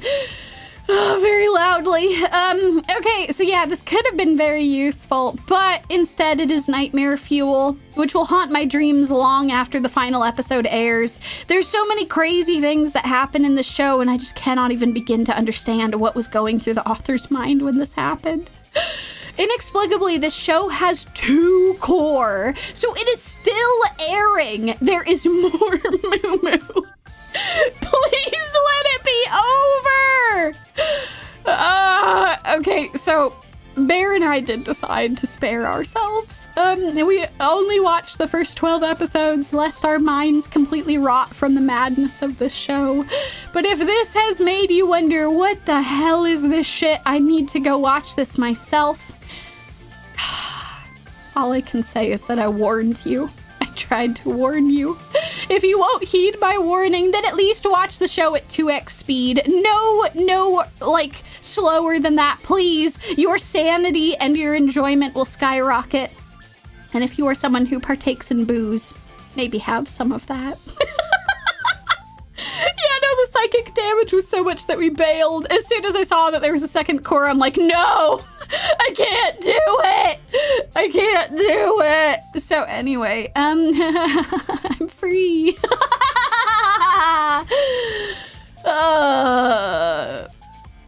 With that, we have reached the end of the Disappointment Dome.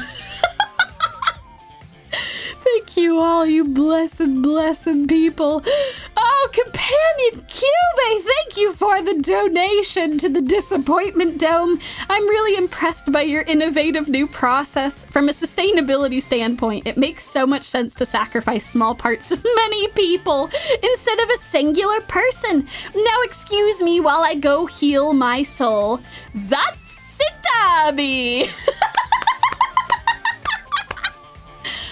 Oh, you beautiful, beautiful people. Thank you. Thank you for joining me. We spread the collective insanity so that we can all maybe come out better on the other side of it. Yes, no, we've made it out of the dome. I'm so impressed with you all. You've done so well.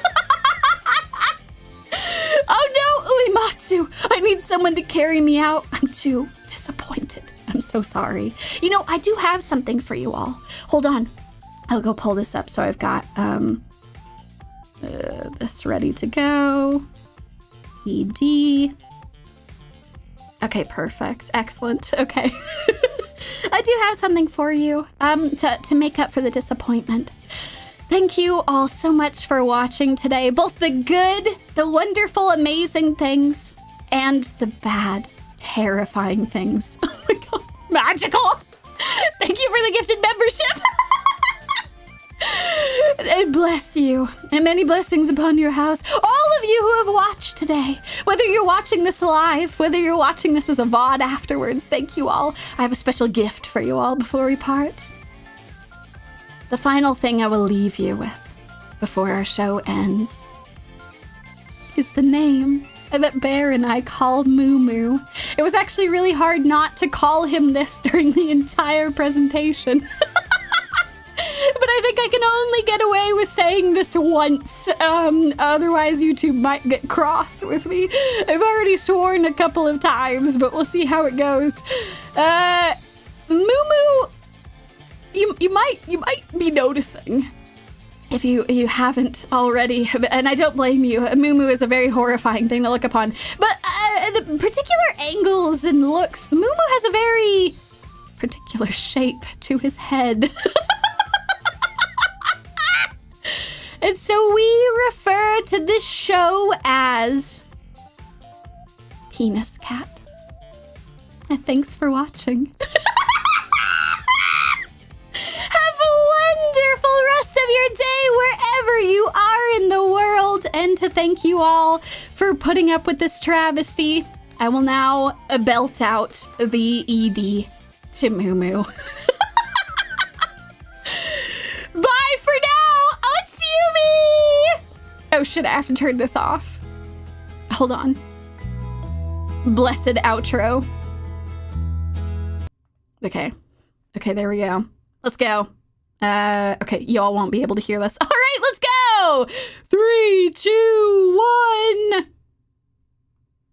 Oh, hold on, I have to speed this up. Give me a second. It's all coming together. Okay. There we go. Perfect. 2x.